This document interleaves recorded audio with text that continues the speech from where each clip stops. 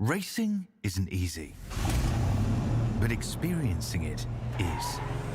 iRacing puts you in the driver's seat with the industry's leading sim racing game.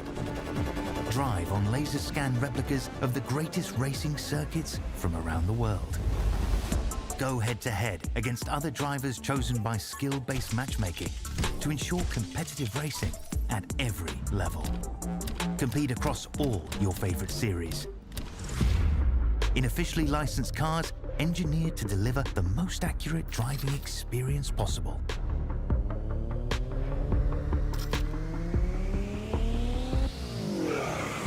Join a race or host your own with players from across the globe. Race against the computer or in a league with friends. Feel the thrill behind the wheel. Visit iRacing.com.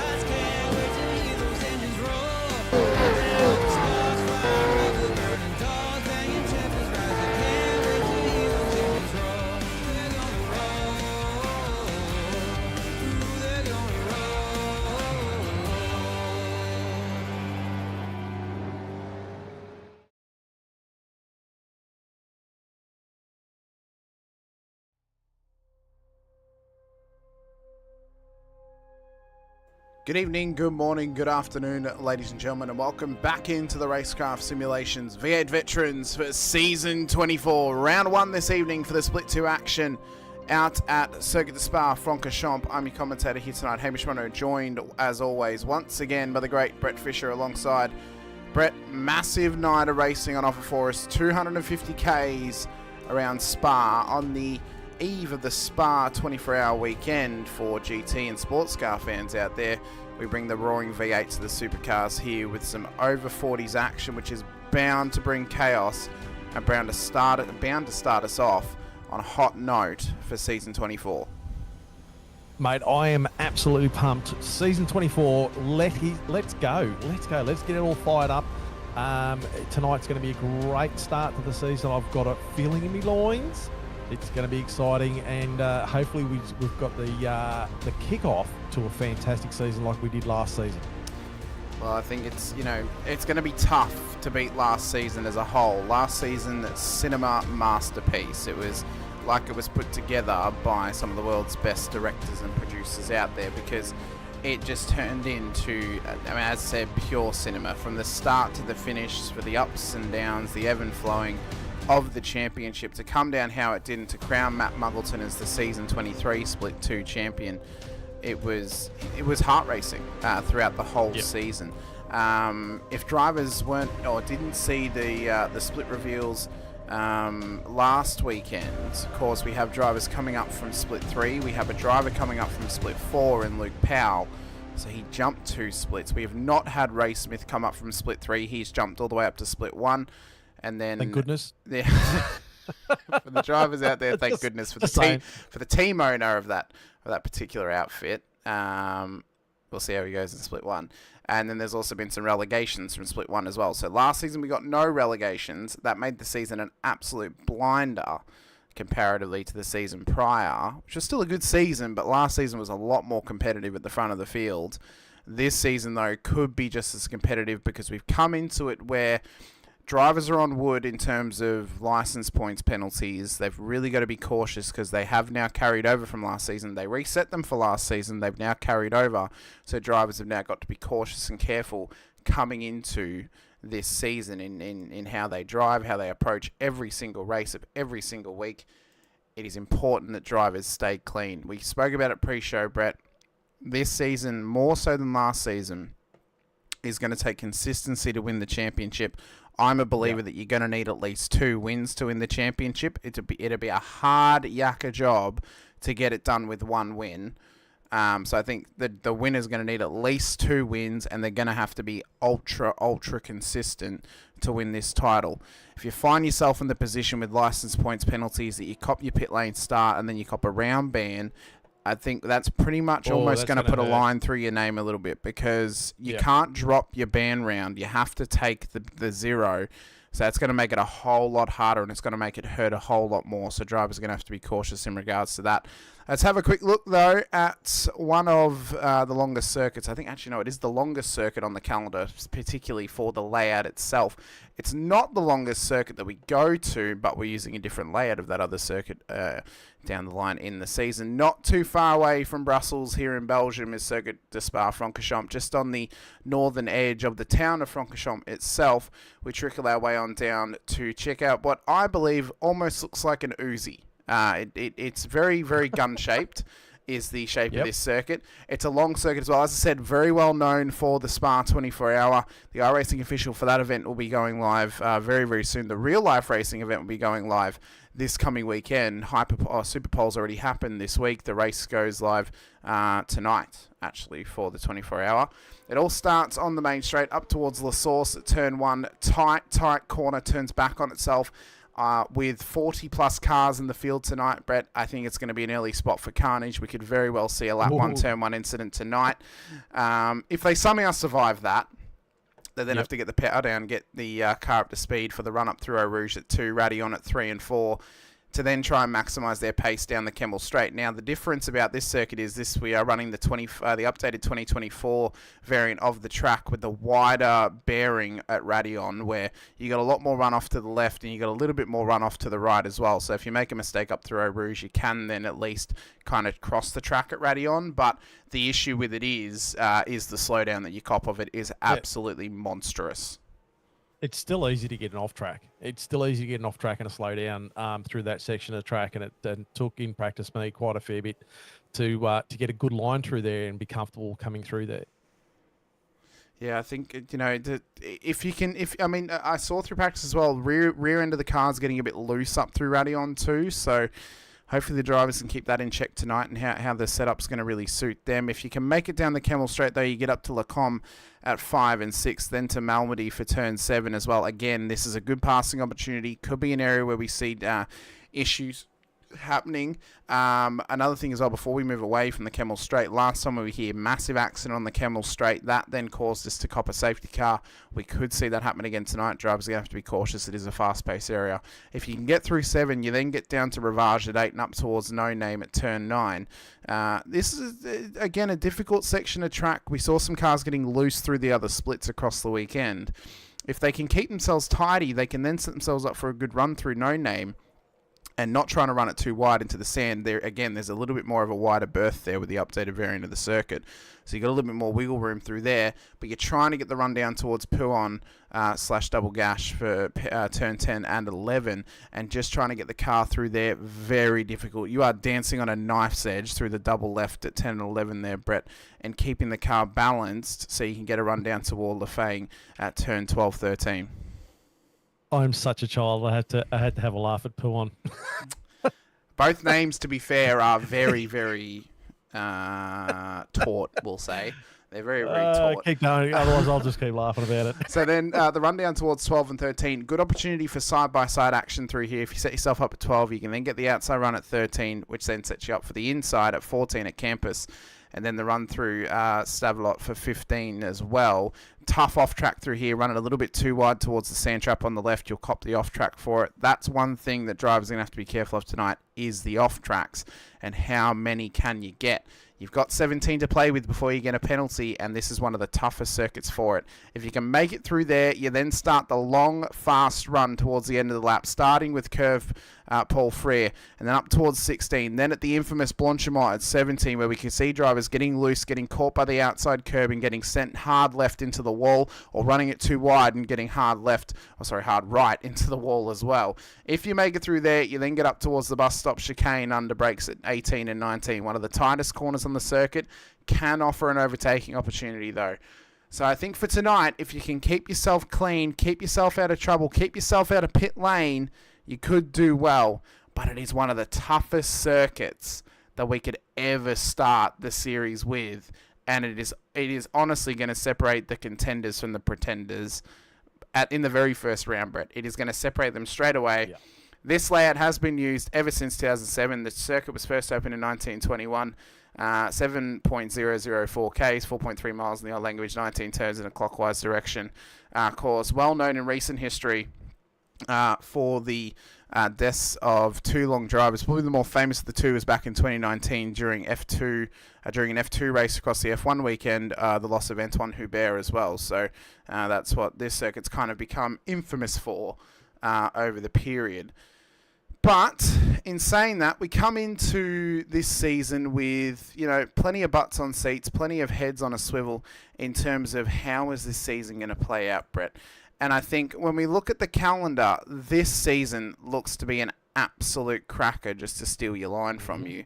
Obviously, Spa for the first round of 250 Ks. Road Atlanta next week, 200 Ks. Long Beach for round 3 for 200 Ks. Then we head out to Portland Raceway, debuts in the Vets around 4 at 150 Ks. Then to Road America for 200 Ks as well. That first half of the season, going to be very, very tough. We then return to Europe for round 6 at the Hockenheim Ring at 450 Ks. Then over to Circuit de Jerez for round 7 for 200 Ks. Then Tailem Bend makes its debut into the Vets for our one and only 300-kilometre race this season in round 8 at the International Circuit, the same layout that supercars use in real life. Then Misano makes its debut into the Vets for round 9 at 200 Ks, and then we return to the old faithful Okayama for round 10 of 250 Ks at the end of the season. This championship, it's going to be tougher to win than last season, I think, Brett, especially with this calendar. This is honestly going to be so tough to keep yourself clean. And again, it's going to separate those drivers who can stay in it and stay hungry for the title race towards the end. I tell you what, you're going to have to break out the salvo to try and keep yourself clean through through these rounds.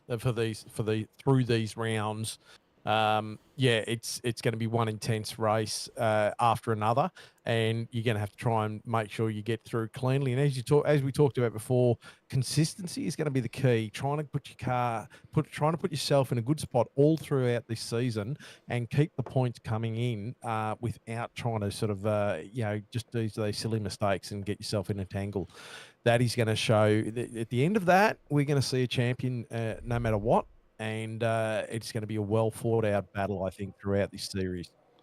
Yeah, I agree with you. We're going to get into our racing proceedings here tonight, as qualifying has come to an end for these drivers this evening. The starting grid will be as follows. Rob Crisdale makes his way down from Split 1 this season. He'll start pole position for Frog Leap Juice Racing tonight alongside ARTT Revolution E-Racing's Trent Allen, who we've both agreed over the last 2 seasons, Brett, if he would have gotten a full season under his belt, he would have been a contender. Can he get a full season under his belt for season 24? If he does, my money's on him. Honestly, he is so quick. He's so consistent.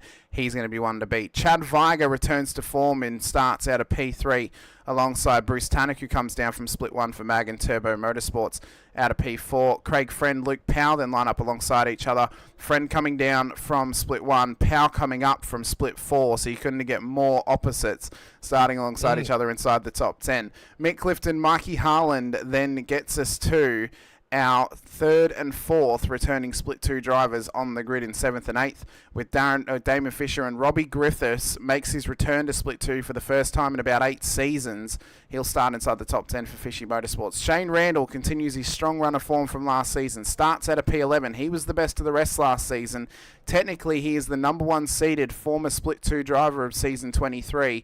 He'll start alongside Wade Reynolds, who's come down from split 1 for JWM Simsports, out of P12. As we move our way back, we see Tim Mulford and Matt Scholes lining up alongside each other, with Darren Crosby in his 200th race start this evening of the Vets. Massive congratulations to Darren. We'll see how he does here at Spa this evening for P15. Chris Blanchard will line up alongside him in P16, with Michael Quain and Alistair Bales for your 9th row of the grid, ahead of yourself, Brett, in P19, with Andrew Hoffman alongside you for the top 20. Scott McKenzie, Lorne Mackay, Paul Burns and Ben Brook will then make up our top 24 on the grid, with Steve Lanyon, Reese DeGoey and all SLS Racing 13th row, ahead of Halil Cesar in his debut for Infinity Motorsport tonight. A poor qualifying from him. We'll see how he does in racing conditions, starting at a P27 in the 5 car. He'll start alongside Scott Weston, who's been on a good run of form recently ever since the internet upgrade that he got. It's found him internet speed. It's also found him car speed as well. So we'll see how that pays off tonight at Spa. Simon Heddersheet, Simon Haynes, and all Simon 15th row of the grid. They'll line up ahead of Zippy, Adrian Zeal and Dave Arney in behind them, with Brad Doble coming down from split 1 this season. I'm sure he would have been expecting a better qualifying from himself. We'll see how he does throughout the season. He'll start tonight alongside Rick Viger, with Sean Cullen and Matt Monday in behind him. We are getting there, Brett. We're on our 4th page at the moment. Derek Lovegrove, Brett Taylor,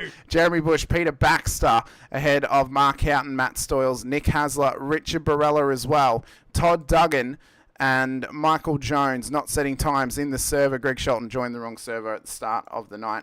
He then found his way over to the split 4 server as well. But 46 cars on track tonight. Yep. All heading into turn 1. Oh, it's going to be spicy. Well, and just want to quickly, before we, well, it's probably going to go anyway, but the top 15, here we go. I'll save for later.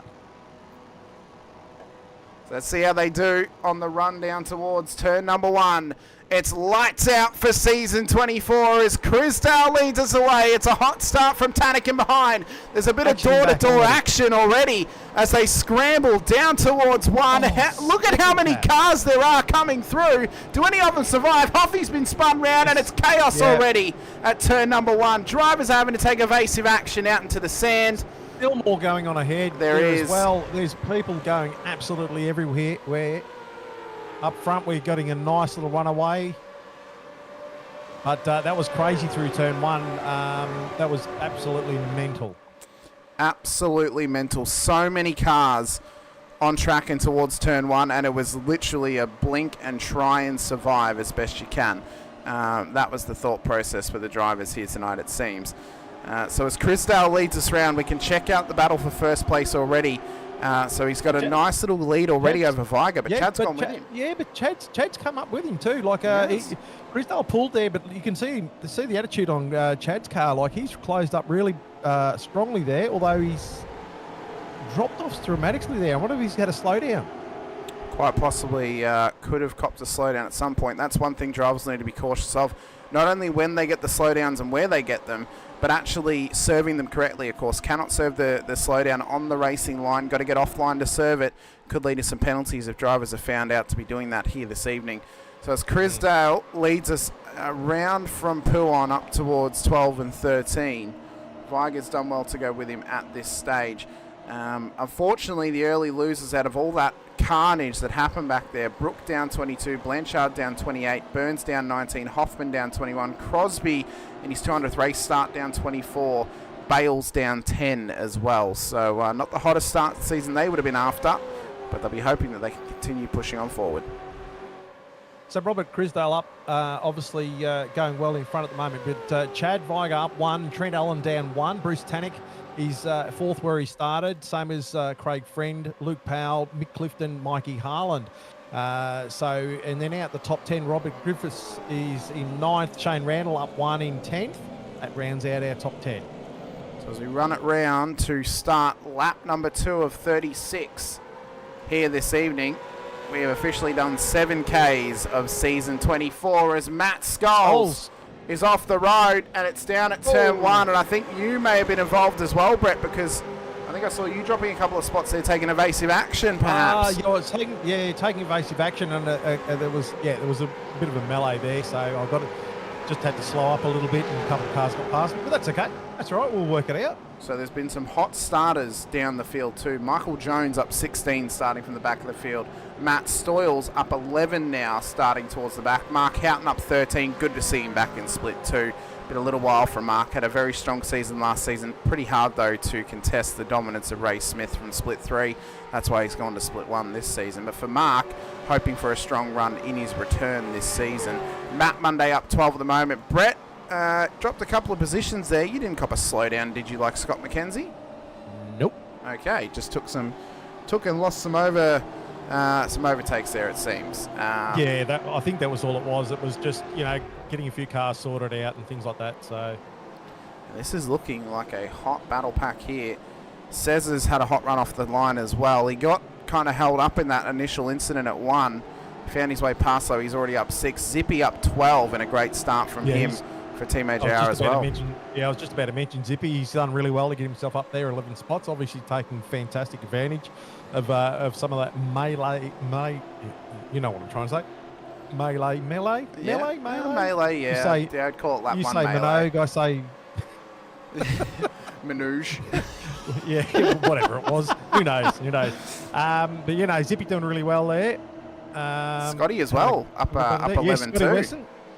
So yep. I mentioned that this new speedy internet that he's got himself over in the West has found him some pace, it seems. It looks like it's continuing. It looks to be a continuing trend for him. Lorne Mackay up 7 as well, with a massive sideways run onto the back straight. And Lanyon up 11 too, so some big movers. Sideways, big times there, and was actually compressed quite dramatically there for a second. Oh, Chris Blanchard. Oh, my God. That car's been absolutely destroyed down there. And from his blinking, I have a feeling it may have been possibly a CPU flag from that moment, possibly, because you can cop the CPU flag, and then one of two things, I believe, this is what I've come to believe can happen. I may be wrong. I'm happy to be corrected. You either, just like the pink flag, will get sent back to pit lane, or you just lose control of the car and send you into the wall. Those are the two options I have found happen. Both absolutely heartbreaking, as Lanyon and Mackay are still battling back here for P14 real estate up towards Eau Rouge. Trent Allen also attacking Viger at the moment as well, so they're side by side. Up towards Lacombe. Turns 5 and 6. Looks like Trent. Viger's just got it back. Yeah. So Trent doing the smart thing, just backing out there. Living on to fight another day. Looks like he's got a fair bit of pace there. Rick about 1.3 seconds, 1.5 seconds off their leader at the moment, Chris Dale. And they're still battling away. Craig Friend, Luke Powell as well have just made their way past Bruce Tannick too. So both these guys on the run this season. I'm excited to see what Powell can do. Obviously he's got some mega pace, and he's obviously been jumped the 2 splits up to split 2 this season. I think he's probably right where he should be here in split 2. Give him a chance to battle away with some of these guys, formerly a split 1 and currently in split 2. And this is, I have a feeling that split 2 is probably the best measuring stick of, do you truly deserve to be in split 1, or are you a driver that may be someone who goes back and forth season after season? And that's then the test of overcoming split 2, because it is a difficult split to win. It is. It is, yeah. And that's what I was just about to say before we started, is the top 15, and I know throughout the whole pack it's the same, but the top 15 has got old split tours, new split tours, as in the ones that have come down, and new split tours, the ones that have come up. So what a fantastic mix to be in that top 15 in the first race. That just goes to show you how close it is. It is incredibly tight this season, not just for split 2, but from the number 1 seeded driver of Jordan Ross all the way down to the 200th seeded driver down in split 4 as well. It is tight amongst the splits. It is tight amongst the whole field. You could cherry pick a couple of drivers to be swapped in between, and you'd probably still get a top level season out of them no matter where they end up. So it is, it's a good test for some, struggle for others. A couple of drivers inside the 10 yet to make moves, that being Mick Clifton and Mikey Harland as well of Accelerate Sim Racing and Southern Cross Racing. Of course, Mikey took over as one of the co-owners of the team alongside Hoff for this season. Officially joins his first Vets team coming into season 24. We'll see how that plays out for him. Last year, he ran it solo as a privateer, so maybe he could get a couple of better performances this season now that he is fully involved in the team and has the team around him and he's around the team, and they can all start working together to get some solid performances because they've got to back up what they did last season with Jim. Yeah, definitely. And I'll be very interested to see how the whole season pans out for a lot of these guys now. Actually, I'm really pumped to see where everyone finishes and how everyone improves and things like that, you know. And I was just about to say that, you know, like some of the splits, like the mid-split 2-pack for last season, you know, like you're going to find yourself in limbo if you can't sort of, you know, improve your times and improve your racecraft and things like that. And that's one of the real head sort of mess arounders is that you're going to be faced with, because, you know, some of these guys from split one come down and they put some amazing times out there. Just when you think you're starting to sort of move forward, you sort of get pushed back down again. So yeah, it's hard to actually keep yourself focused and you know, just keep on doing what you're doing and try and improve. So it's you know, and also looking at some of the guys coming in from the lower splits, they're going to be, you know, on the high of actually having a really good season, and then, you know, are they going to come into split 2 and be in that mid pack, or are they going to be stuck down the lower part? But, you know, that's all to be decided and unfold as this season goes on. Oh, we've got a bit of dust thrown. That was yeah. I think that was Skulls and Lovegrove into 12 and 13. So obviously Matty Skulls got some good pace about him, trying to come back through the field. Lovegrove as well. So maybe had a bit of a cuddle down there at the bottom of the hill, or a bit of a touch up, possibly. Yeah, probably better than a cuddle. I don't know whether they'll be cuddling. Well, you know, people often say, you know, trying to mess around on the beach from time to time, it's about as PG as I can put it. But if you find having sand in your shoes annoying, you definitely don't want it somewhere else then. So, no, probably not the best idea to have a cuddle down there in the sand trap. Definitely not. We've got a heap of chats out there tonight as well. You're in there, Brett, hyping them up for us. Wayne Sanderson too, great to see you out there with us, Wayne, as well as Brad Grant as well. The 47th is with us too, carrying the tradition as well. So great to have you guys watching with us too. I did miss your comment on the last stream, I do apologise. Dave Arnie's out there with us as well. He's landed for us. Hello Cesar, a bit of pizza, and he's seeing some drifting while he's watching us here tonight as well. So good to have him out there with us. I've just seen as well Darren Crosby. Where is he on the list? Has just had an incident. He's kept it going though at the back of the field. So not the start to his 200th race in Vets he would want here, as Bruce Tannick is dropping some spots now. So he is really in the wars tonight. He's one of those drivers, unfortunately, has to be cautious because he's on wood for getting close to a penalty here in the Veterans because of his license points. So, yeah, hopefully Bruce can keep it nice and clean and keep himself racing this season. That's all we want from any of our drivers in Split 2. Oh, definitely. And just looking back, Michael Jones, car number 77 for Reaper Racing, he's up 20 spots in 29th at the moment. So good on him having punching above his weight there. So didn't qualify though. Didn't qualify. So I think whatever Michael gets on, unfortunately, we have to go back. I know we broke a couple of rules in the Driver of the Day conversations last season, but I think because we're at the start of the season, we've got to knuckle down there and get back to the rule set. And unfortunately, we can't give it to someone who did not qualify tonight. But we will shout him out for a great performance if he finishes that one. Yeah, we'll just say, I mean, it's only lap 5. I mean, hey.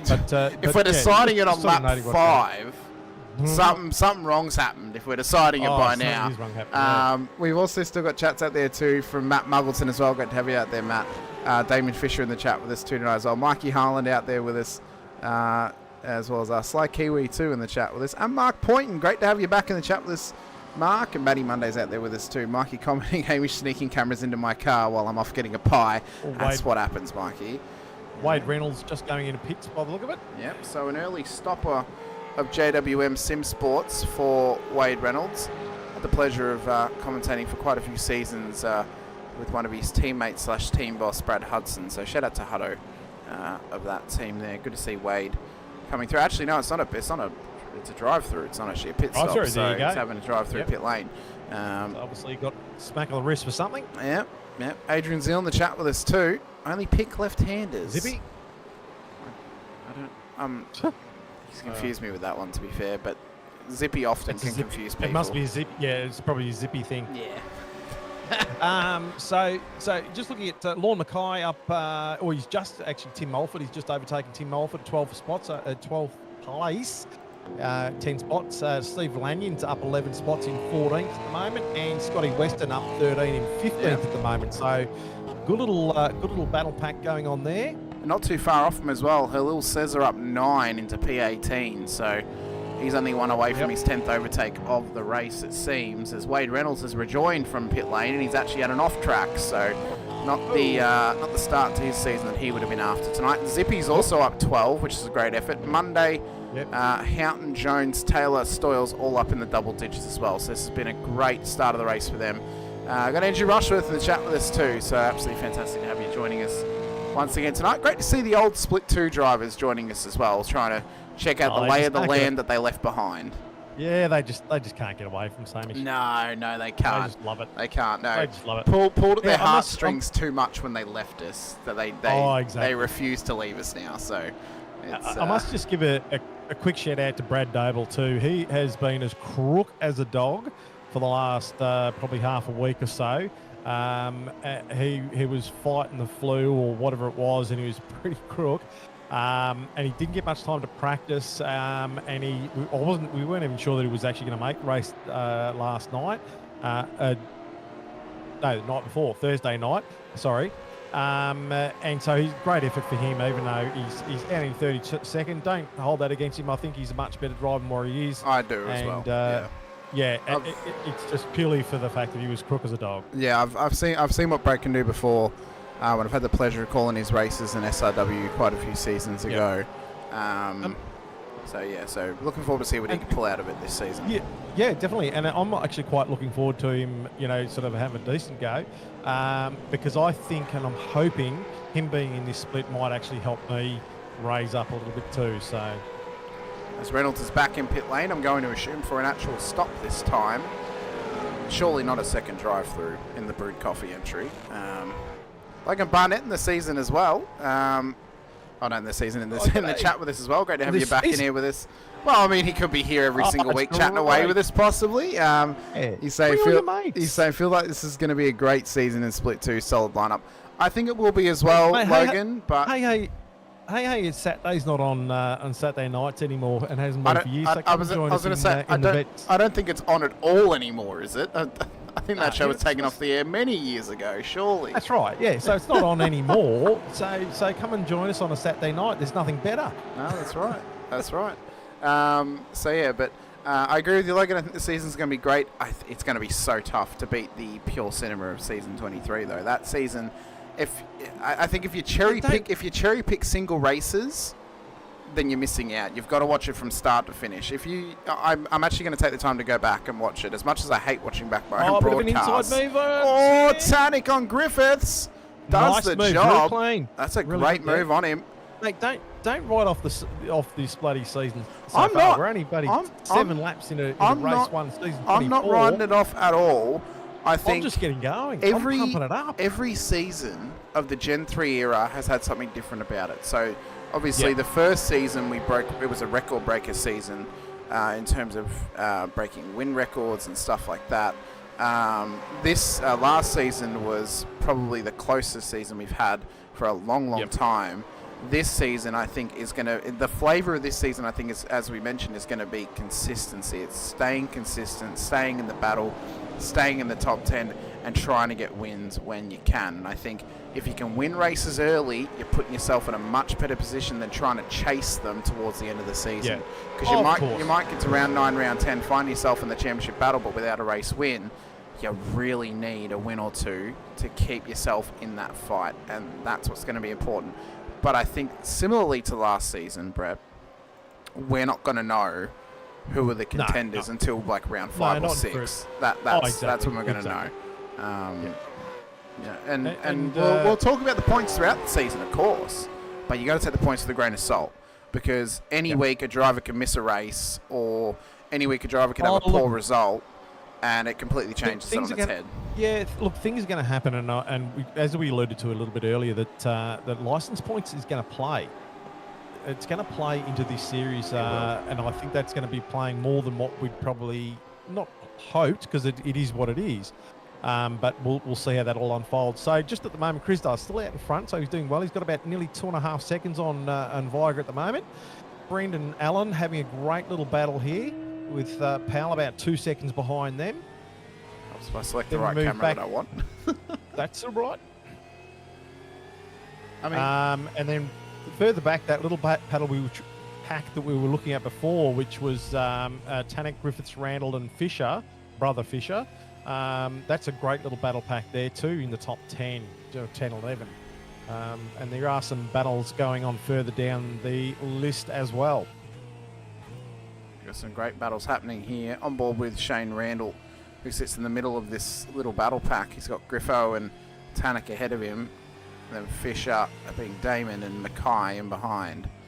So, I mean, I'm hoping for a good season for Shane. He had a very strong, consistent season last season, a real return to form. As you would being the team owner. Well, this is true, Jesus. But I mean, not just as his team owner, but also as a commentator as well, because I think if he doesn't, I'm not going to claim that if he doesn't back up what he did last season, then it's a failure, because I don't think it is. I think if he can manage to stay inside the top 10, it's a very solid season from him. Yeah. And I think the same for his teammate Halil Cesar. And I think the week or the round that they qualify near each other, they're going to be two to watch, because they're going to be able to work together, and they're going to be able to battle their way through the field. They're of a very similar pace. They finished last season one position like between each other.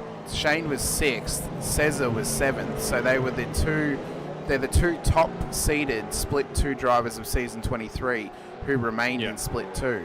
And look, when a driver is on and they're starting to perform, and they're starting to everything's starting to happen for them, you know, and as you can see yourself, is that you want the best for them, and you can see that things are getting motivated and things are happening. So you hope that momentum continues. And like what we saw with Jim Caparonis last season, like he was on a heater. Unfortunately, you know, there was a few things that unfortunately didn't go his way, but you could see the momentum he had, you know, and that sort of comes with a few drivers throughout this list. Just looking at Cesar and Quaney side by side. It's a good move there from Halil down the inside at Lacombe, and then big old. He's at the drifts tonight. Is Cesar, and he just gave us a little drift then on the exit of Lacombe. So good move from him though. But I think what the interesting point, because I always find it how a teammate or teammates can actually play a big difference in your season, and it can completely change how you prepare for your season. So Shane hasn't had a teammate in split 2 since season 20. I believe, or season 21 was the last time he had a teammate in split 2. So he's been solo for the first 3 seasons or the first 2 seasons of Gen 3. This is the first season for the full season that he'll have an actual teammate on track with him, and how that will then help affect his season as well, as Fisher is blinking like bluggery in behind him. Yeah, but also just watching Griffiths in front of Randall, you know, the attitude on Griffiths' car is like a little bit sideways, and Randall really closing that gap there. So Randall's starting to really put a little bit of pressure on Griffiths at the moment. He's hanging with him at this stage. Yeah, just backs off there a little bit, then straight into it, and he's taking a bit of inside look, putting that little bit of pressure, showing the nose in the mirror. So he comes out onto the front straight here, gets a nice tight line, straightens the wheel as much as possible, but gets it around about evenish. So then the thought is, you know, for the team game this season as well, Brett, you know, how does this, you know, obviously Chad's showing good pace tonight on board the Angry Birds car. If Rick can get up to that pace as well, how will that affect, and then obviously with Nick out there too with them, how will that then affect their team strategy this season? What about for Old Mate and Sons? This is probably the most cars they've had in this split. Fisher just pitting, sorry. Yeah, sorry, Damon's in the pit lane. you know, how does that affect their team? M1 too, they've obviously got Crosby and Powell. XSR, they've got Clifton and Mackay. Harland and Hoffman of Southern Cross Racing as well. As Randall shoots the half up the inside of Griffo, but he's blown it up at Lacombe. Has to come back on the track. Well, those little mistakes are going to be costly, Yep. especially, you know, like, top 10 stuff. You got to keep it nice and neat and tidy, so Yep. that'll be hurting. That'll be a learning experience for him, just being Yeah. like, don't make that mistake again, it seems.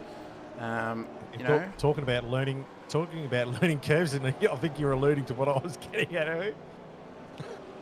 Are you proceeding something that's coming up? no, I was going to say, because we kind of half mentioned it before with Brad coming in, and you mentioned that you're hoping that that's now going to help you just to kind of stay on the partial point of teammates. How this can now affect your team season as well. You know, Sean, he struggled last season a little bit, especially when he was as lap traffic with other drivers. Hopefully now for you guys this season, with Brad in here, obviously he's one of your faster drivers, probably the fastest driver out of the lot of you that's in this split. How this will now help you guys raise your game a little bit and maybe help train you guys up a bit more. Oh, also Houghton as well. Thank you, Andrew. Sorry. Yes, Mark Houghton as well in here for XSR. So thank you for pointing that out. Very good. So how that's now going to affect you guys as a team, help bring you guys up. Obviously, you had your best performance last season. You've had to date as well. So how that's now going to help you guys out. So hoping to sort of continue along that run. You know, and I mean up in 14th at the moment, so I'm happy with where I am at the moment. So you know, just trying to consolidate from last season. And Mickey Clifton just in pit lane now, and that there is a money shift and a blown engine, Brett. Yeah, that's a double shift. I'll be honest with you, Brett. Did not plan that. It just so happens that I selected the lap that you actually blew the engine. I'll be honest. I didn't even notice what lap we were on. Fine. No, that's fine. That's fine. That's okay. But at least we've seen it. So yeah. And there are, you know, hey, I'm happy to put my hand up. I make mistakes. I'm not perfect, and I'm on a learning curve. And I just once it happened, you go, oh, it's happened, and you just go, right, get back into it, and try and consolidate as much as you can. But look, I mean, for those first 10 laps, I was pretty happy with where I was sitting. I thought, look, we could be going all right here, but you never count your chickens. So Chris Dale's still out in front at the moment. Yep. Rick Viger about 2.5 seconds behind. Friend right on his tail. Trent Allen in 4th spot. Powell in 5th at the moment. And we see a barrage of people in pit lane taking a complete advantage of some full double shifting. Yeah, someone forgot their rod and reel when they went to the lake there. Missed out on catching some fish, it seems. But yeah, I mean that kind of bottom half of the field all taking advantage of that. The likes of Viger and Crosby and Fisher, who pitted prior to the safety car being called, so those guys are now gaining some spots too. There is Darren Crosby in his 200th start tonight, down 6 at the moment, but I actually think he'll probably gain a couple more now since he's already taken his first stop. Too early to take the second. The critical lap was roughly lap 19 through lap 21, depending on your fuel usage. But definitely if you can save some fuel under this safety car, that can then kind of help out your strategy a bit more, especially those who will come in and take fuel. At this point of the race, probably only able to fit around about 70 odd litres in the car. So if you can save a lap under the safety car, that will help you in the second stop, as we're going to just assume that Robert Christelle is going to come in, because why wouldn't you? It's a free pit stop, it's a safety car. In he comes, doesn't turn to the left to take the corner, and these guys all come in as well. Viger, Friend, Allen, Powell in, Harlan in, Tannick, Griffiths, Randall, Mackay. Have you got a friend at the moment, Brett? No, you're still there on your own. Not yet. I was just about to say we need to see Mr. Arnie. We're waiting for the recovery vehicle at this stage. Yeah.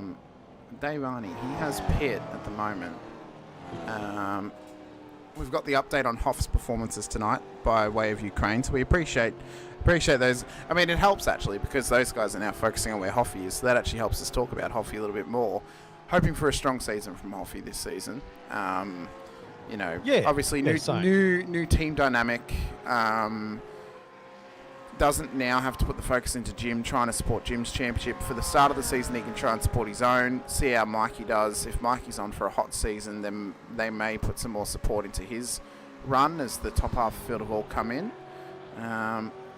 Mick Clifton just coming through. He's actually rejoined in P5 after he's already taken his pit stop. Oh, and Dave Arney has let the grey smoke out as well. So it appears... Just come to see how I'm going, make sure I'm not too lonely out there. It's ironic, Brett.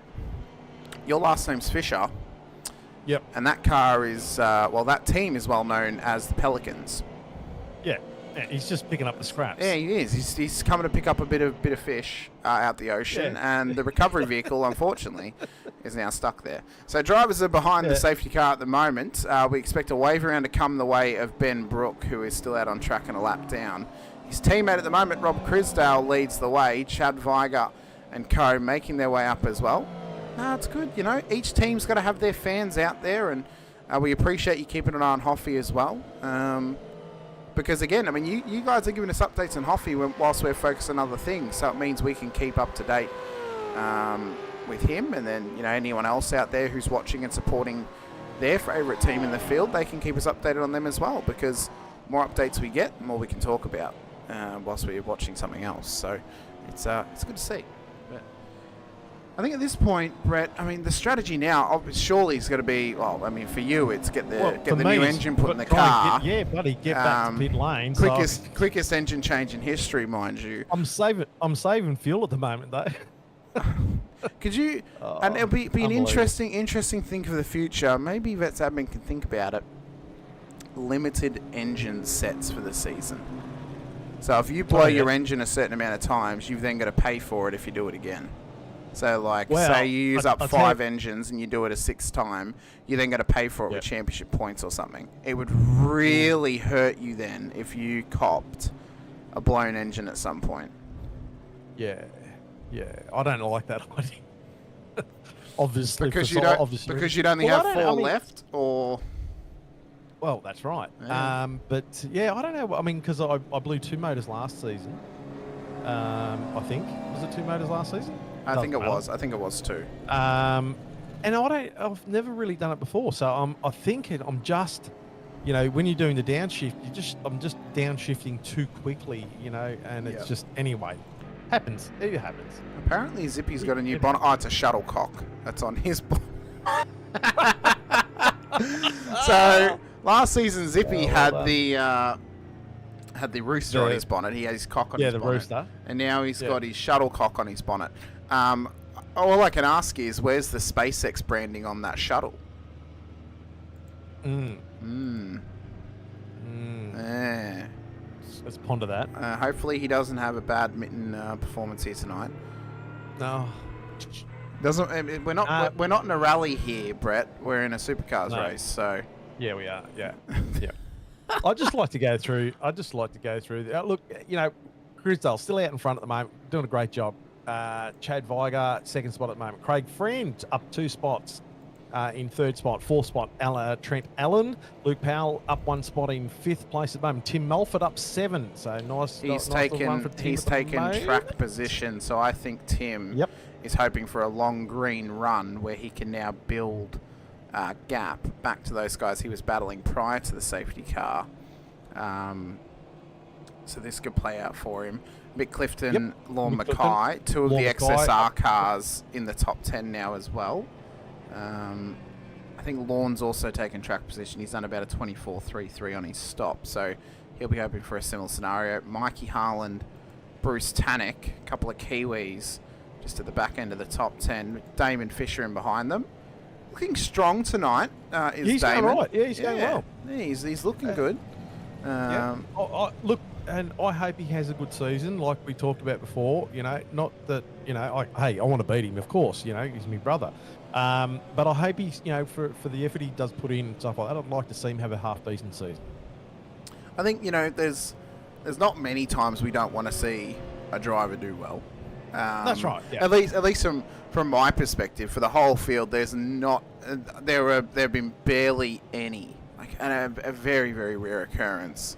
Hasn't happened for a long time where I've wanted a driver in the field to do poorly. you know, obviously I have some level of favouritism when it comes to race night itself, of where I want my drivers to end up. But then there's also the thought of, well, how does this season progress? Who do I want to do well this season? Just based on, you know, how they've been progressing and how well they've been driving too, and kind of wearing those two separate caps. Obviously it can get a bit hard, because if you're doing a live broadcast and one of your teammates has an incident, well then, you know, I'm normally quite hypercritical of my drivers when they get into an incident. But then you've also got to dance that fine line of, are you hypercritical? Are you showing favoritism? And just trying to get that balance of how does this incident look? Normally, the easiest thing is we'll let RC decide. It looks to be a tough one. But then there's also sometimes where I just openly say, look, it looks like it was his fault, and he'll admit that. You know, so it's a tough run for him. But at the moment, good old Tom Freeman at the helm of the safety car. He's currently running in the... actually, they'll be finishing soon in the Watkins Glen Slicks Hour for OPR, so GTP class they are racing. I'm not sure how he's still doing. I haven't gone to check on that. I know that we spoke about it pre-show. I know Lester Craig did it today. He was in my split for the 9 a.m. session, so unfortunately due to a lap GT car who decided to battle with a GTP, who was passing them up through 2, 3 and 4 at Watkins, our car then copped damage from then crashing and hitting us. Would have been on for a top 5 if we kept it clean. Finished 11th in the end. So not a bad result of the day. Not too bad. Could have been a hell of a lot worse. Lester did quite well. He got himself a top 10 in his car, so they did very well. So it was a good race from those guys. But I woke up and the first question I asked the guys I was driving with, I was like, do we have GTPs in our split? And they're like, yes. I was like, okay, not going to be like last year. Last year we only had GTs. It was a nice, easy day. This year it was, well, there goes the flow state, because now we've got to focus on GTPs looking to come past us. But yeah, that's one of those things when you go multi-class just racing. Another dynamic, just another dynamic into the race, doesn't it? So, what I was going to say, if we should have a flick through the field there, Hamish, while we're on the safety car, and have a look at some new paint jobs for the season. We got a couple of new ones out there, I noticed. M1 have updated their paint. It's kind of a combination. It's an updated version of an older version of their paint that they're running, it seems. Let me try and get a closer camera angle. Nope, that's even worse. That one will do. So yeah, slightly updated version of their car. Also for Darren Crosby too. He had that horrid start tonight. He's only down one position where he started now. He's done his first compulsory. So this is now genuine track position for Darren Crosby. Sitting in a good spot. He will drop a couple of spots though when he takes his second stop, because he does have to give up time in pit lane. Of course, tonight's race had a 70% cap on the tank, so they could only get to 93 litres on the fuel. So that did limit the strategy a little bit, so that will hurt him on the second stop. But if we do get a nice long green period and he can go past the critical lap, it could still work out for him, because we could be on for some chaos throughout this one. It's been relatively tame ever since the commencement of lap 2. Obviously Halil Cesar updated cooler master livery for himself now at his new team of Infinity Motorsports. Nice looking car again. Thank you. Simon Hennessy still running the same paint. Team AJR running new liveries as well. That was designed by outgoing driver Dean Logsdale, who parted ways with the team to go to 9.5 Simsports. He left them with the parting gift of liveries for the team.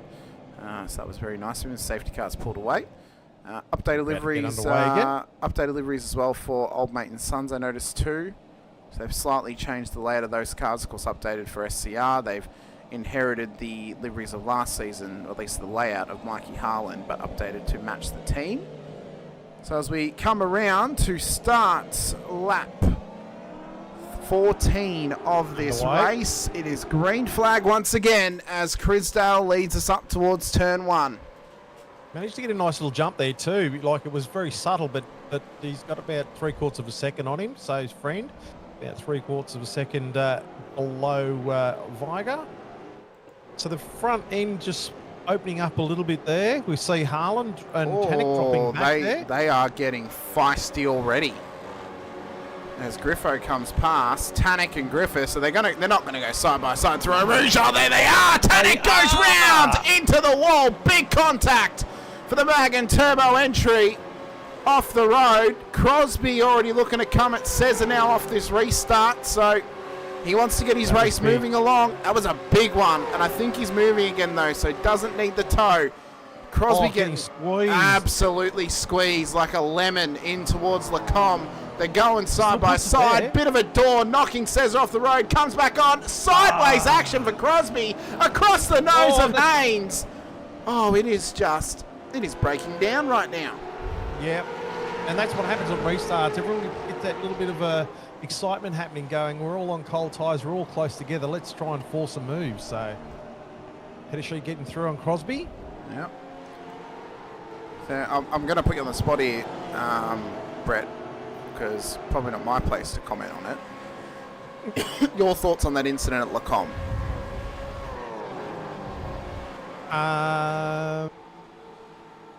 Yeah, two minds. I think, well, was he up far enough? I think they were side by side. Probably not quite enough racing room, maybe, given.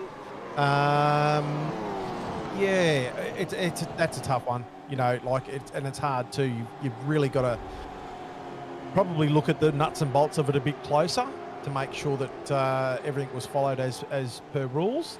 But yeah, I think we can probably attest to probably a more difficult incident for RC to call upon. Because I think not as clear cut. There's a lot of little dot points you could put towards that incident. It's not quite clear cut. Correct. So Yeah, I don't know if it's been called in at this stage. I do know that Tannick called in the incident at Eau Rouge, but he'll be struggling for aero grip now. Here we go. Look at this, Sean Cullen gets past Bruce Tannick, but he is struggling for the rear end grip. Bush forced off the road down there. And I've noticed that's probably that new modelling too, isn't it, with the loss of the rear bumper? Yep, it's hurting the aero of that car, but there's no point pitting now to repair it. Two cars in the background that there. was Michael Quain and Richard Barella. Hard contact in towards the bus stop chicane, trying to get their cars going again, but that's big damage on Quainy's car. Oh, that's huge. He's carrying the front splitter. He didn't at least, no. Well, I mean, to be fair, there's no point pitting right now. You might as well go the next 5 or so laps, get to the critical, come in, fix the car, fuel it up, push on to the end. So, and he doesn't know what he's got until he rolls away anyway. So, well, action aplenty at the moment happening. Steve Lanyon getting overtaken there. And by Halil Cesar, who is on the move, up 13 at the moment. Weston up 16, chasing down Randall. Mackay up 14, but of course he'll give up some spots through the pit stops as well. Hoffy's just joined us in the chat. He's having a battle away here with Mark Houghton. These guys have had battles aplenty across the vet seasons. And back together again Austrian in split 2.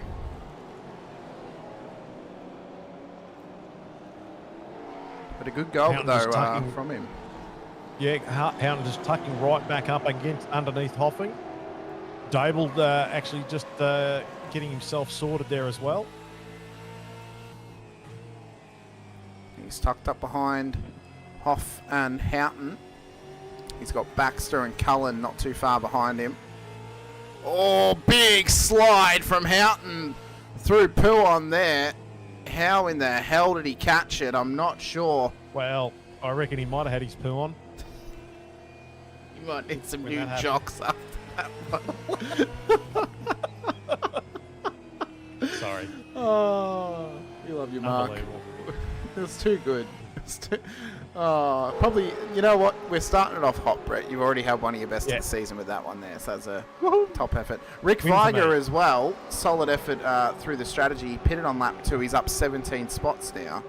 Again, though, took a much shorter stop because of the fuel limitations, so he'll be hoping to try and at least get a good gain out of tonight when he gives up some time through pit lane. And this is an angry-looking pack too behind here. Yeah. This is, when things tighten up, we just see up the front there, we see Lanyon having a bit of undertake of Hale Cesar. These guys are going with it at the moment. Yeah, that's on for young and old there. Or I old mean, and old in our I mean, cases. are we surprised though, Brett? Because both Halil and Steve, very fired up drivers. Halil is a very focused racer. I know Steve is as well, and they are very quick. And both of them will be disappointed with their qualifying tonight. They would have been hoping to get around the top 10. So having to fight through the pack this evening is not going to be an easy go for them, as Halil just has to back out of it there in towards the comp. Some of these battles I'm really looking forward to because, you're seeing, the level of driving stepping up, the closeness of the time. So this is going to happen on track quite a fair bit, Oh, Damon running a little bit wide there. I think he has a slowdown possibly, either from Lecom or from Radion. You can serve it this deep, or you're really straddling with danger if you're still serving your slowdown from Radion. At this stage, but he's lost a couple of spots now to Randall and Weston.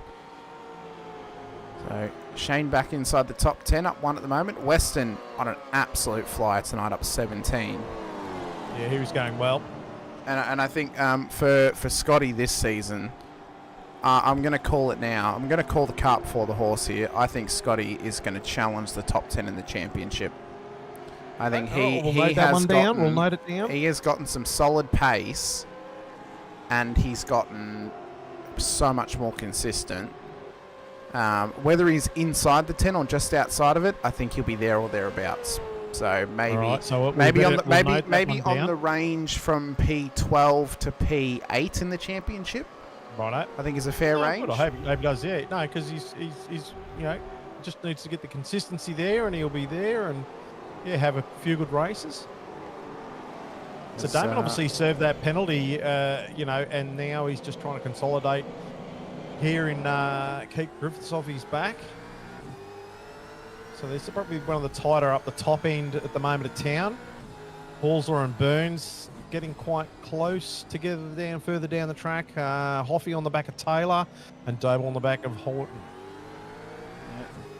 I think Burns was involved in that initial incident at turn 1. He was really held up through that battle. So hoping for a strong season for Paul as well. Back into split 2 as Tanak brings his car into pit lane. So he's decided he's gone far enough before he fixes this car. The issue is he's 2 laps away from the minimum critical lap, and that is if you're running around about 5.4 litres of fuel on your runs. So for him, he's going to have to really fuel save. He had to, though, because like that, he was struggling with that car big time. I know he was in front of me at one point there, and he was really, really struggling here. It's on here. Yeah, Hoffy and Houghton streamlined their way past Brett Taylor. Doble didn't manage to get by on this lap, so Hoffy's on the move. He's back up to P27. Apparently he was up 16 from the first corner incident. Make that 17 now to P27, and he's on the comeback train. I think if Hoffy can make it back to where he started this race, that is a very solid performance from him. Maybe good enough for us to nominate him tonight. We're going to think of different ways we can nominate people. Yeah, really show the battlers, I think early on, taking strategies into consideration. Early on for me, and I don't normally like giving it to drivers with massive positions gained, although both these drivers have had to overtake for these positions. It's all circumstantial though, it too. It is. Yeah, So I think early on, Scotty Weston having a blinder, he's had to actually overtake to get these positions, so it's been a great performance. And Halil Cesar as well. He's had to fight his way forward.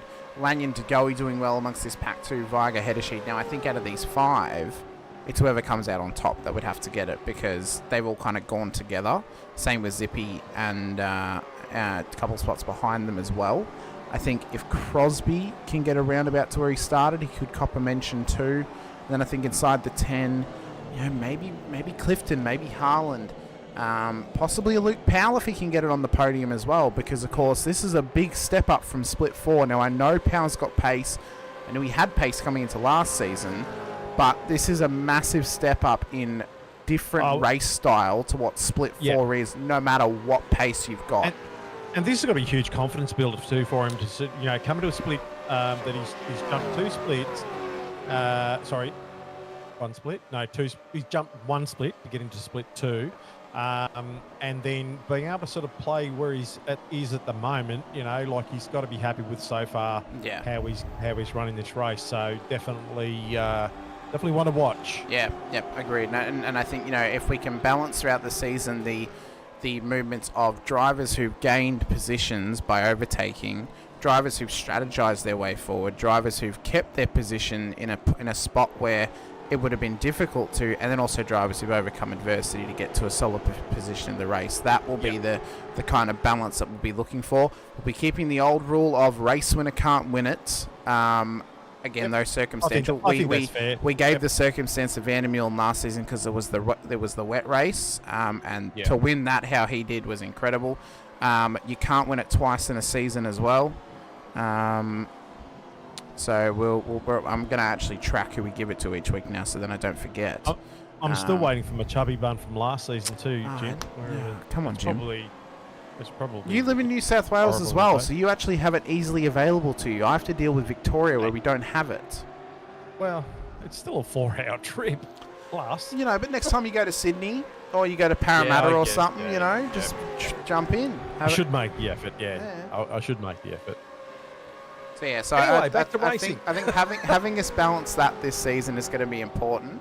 I suppose the difficulty we got to last season was, which we have the last few seasons, is we get to the final few rounds and the drivers are finishing in the 10, pretty much have all won it by that point of the season. So then it's like, well, we kind of need a real outlier here who's actually done very well.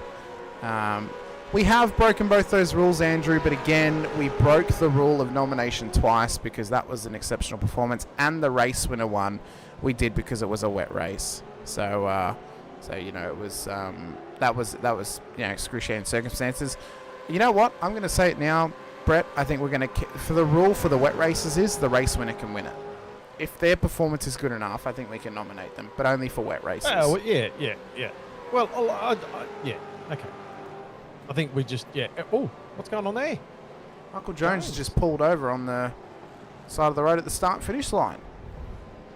He's waiting for the start of the race or something? I don't know. We're only doing one race tonight. We're not doing. It's not a sprint round. No. Still waiting for the sprint round to return. Actually, I don't know. I did see his car parked there. I was wondering what was going on. And has he gone? Unless he's had some sort of hardware failure or something like that, maybe. Yeah, quite possibly. Maybe a screen freeze of some kind. No. Well, sometimes it's fun to break your own rules, Mikey, that you give yourself. But I think feels a bit naughty. Yeah, it is a little bit naughty, but also we've been pretty consistent with it as well. It's actually been quite rare that we have made exceptions. But I think if we can apply it in place that, wet races, race winner can always win it. Or not always win it, they can always be nominated. Barring that they haven't won it to that point, then I think that's fair enough. So Weston Fisher and Lanyard having a close little battle. Oh, look at this train. Yeah. So Weston's starting under a bit of fire. He's starting to be a bit of a cork in the bottle here. So we'll see how they can pick him off. He wants to get past Damon as well. He's right up his clacker there. Yep. This might be the one to watch, for the next few laps because there are some very fast boys in here who'll be hungry to make positions. A lot of them who've made big positions in this race. So, you've got guys like Damon and Robbie who've dropped a couple out of the top 10, which they'll make back through the pit stops. Yeah. But they won't want to give these up without a fight. Obviously, Weston won't want to give up his positions without a fight because he had to earn them. Lanyon wants to keep fighting forward, so does Cesar. And then if DeGoey can get onto the back of this battle pack a bit better, he'll also want to be going for a bit of a send too. So this could get quite feisty. Different lines coming through there as well. So you're going to see who comes out on top, getting a better exit off the corners. Let's see how we go. Lanyon looking on the inside there, showing a nose a little bit. Griffith also taking a fairly shallow line, but then opening it up again. Let's say we come down to, is it Eau Rouge? Oh, I don't know. I'm not even going to try and the bottom is Eau Rouge, the top is Radion. Eau Rouge, Radion. Often drivers just claim the whole thing is Eau Rouge. It's just the bottom. This part here is Radion. So It's actually, it's one of those sections of the track. There's about 3 sections on this track where your sort of heart's in your mouth a few times, and once you come through it and you go, well, you go, oh, that was a good one. And that was definitely a set of corners that, you know, yeah, you had to be good, because you good exit out of there, made sure you sort of kept close. Bad exit, lost. Lanyon's right on the back of Damon now. He's trying to massage this pressure to go in. Yeah. Has he copped another one? Did he get another slowdown? I saw a puff of dust come off his car through Lake Com. I wonder if he cut it that little bit too much and he copped a slowdown. You can't tell on SDK, can you? No, it doesn't tell me, unfortunately. That's a shame, yeah. I'd have to be an admin of the replay session and have possibly iRace control open, but I don't even know if it'd tell me then, to be honest. Well, we can only assume that's happened, but that's a shame, you know, because that was a great little battle there. And as you see, Lanyon right up on the tail of Western, so not bagging out Western, but Western just a little bit of a cork in the bottle for some of these faster drivers. You can see Lanyon really closing hard there under brakes. We are trying to get the best shot onto this section. We are at critical lap now as well, so Tanek's come back into pit lane, although he's on lap 19, but he is a lap down at this stage. So if he does get the opportunity to get his lap back, he'll be able to fuel save anyway, because he'll be under the safety car. So this is probably as tight as Tanek wants to make it on fuel, it seems. As Lon Mackay and Craig Friend are currently trading positions further up, but this battle is getting heated. Lanyon wants this move. Under over. Blocked it well.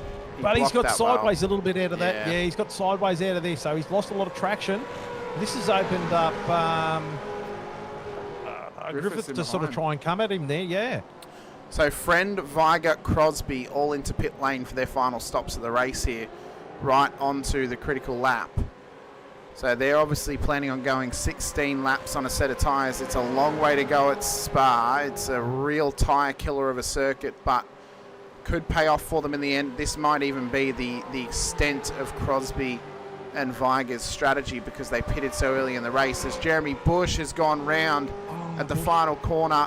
He's moved from the Mustang this season to the Camaro, it seems. I don't know how willing he'll be to stick with the General Motors product after this race. As, he has to get it back going again. Here comes Cesar on Griffiths round the outside. Good move there from Cesar as he battles his way forward further.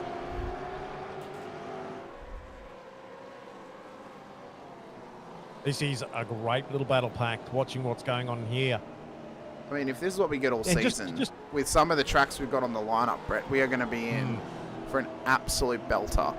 If we can have battling like this at Long Beach, which I love Long Beach, but it's not a battling track, it's a survive and strategize track.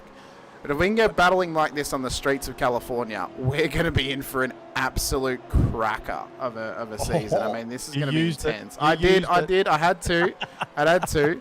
You are allowed to change cars, Andrew. You don't have to stick with the one manufacturer for the whole season. So, not that we have to go up there, but just Christophe's still in front at the moment. But Viger's doing a great job. He's staying within that sort of like 2 second range, 1.5 to 2 second range. But Tim Allen really championed a bit now behind Viger as well. He's only about didn't take long. Two tenths off. Didn't take long, Brett. Home improvement is back once again.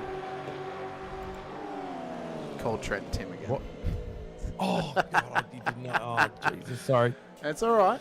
It's okay. You called him Trent at the start of the night, to be fair. Yeah. So, okay, yeah. Wasn't the first time you mentioned his name, I'll just say Alan. Sorry, mate. Such an idiot. All right. Anyway.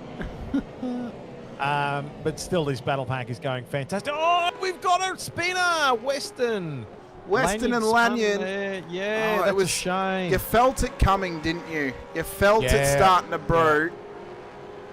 Because the percentages of battles being so close for so long and staying clean is very, very small. So, that there is that's a tough go. It's a tough go for Western.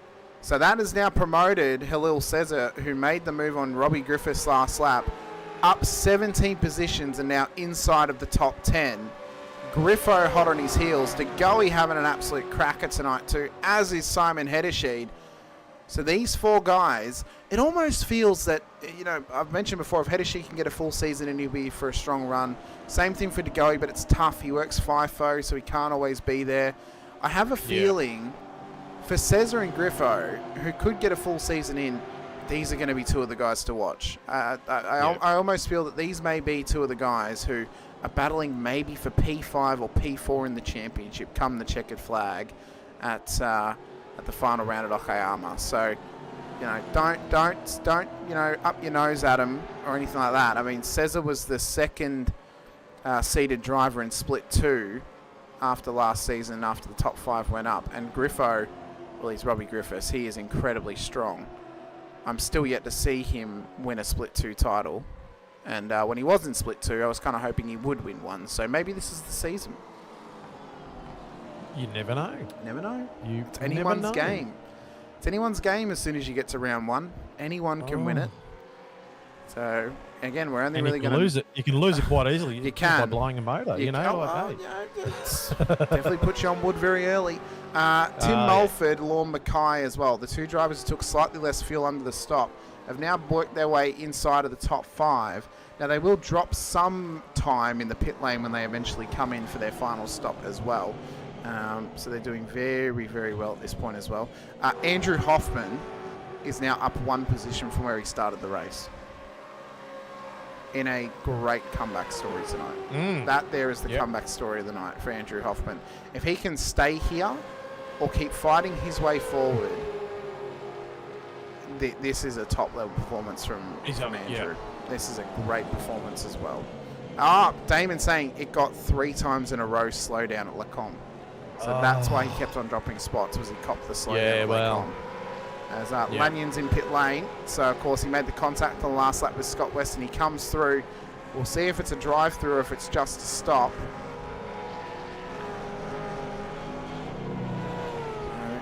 As he traverses down, and I think the driver should be. Doesn't look like he's pulling in. No, he's not. It's a drive-through, so he's obviously been found fault for that one. Wade Reynolds is back in pit lane as well.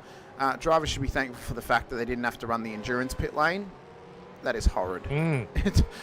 Going from the Grand Prix entry to the endurance exit up at the top of Radion is the slowest pit lane you will ever go through. It is horrible. Take a cut lunch.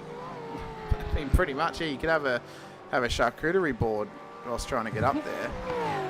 So be careful that you don't drop the dip on the uphill. Powell on the back of Mackay at the moment too. Mackenzie and Houghton are getting feisty. Powell is only about 0.1, 0.2 off the back of Mackay at the moment. So that's, and with Tim Mulford as well. So that's a great little battle brewing there.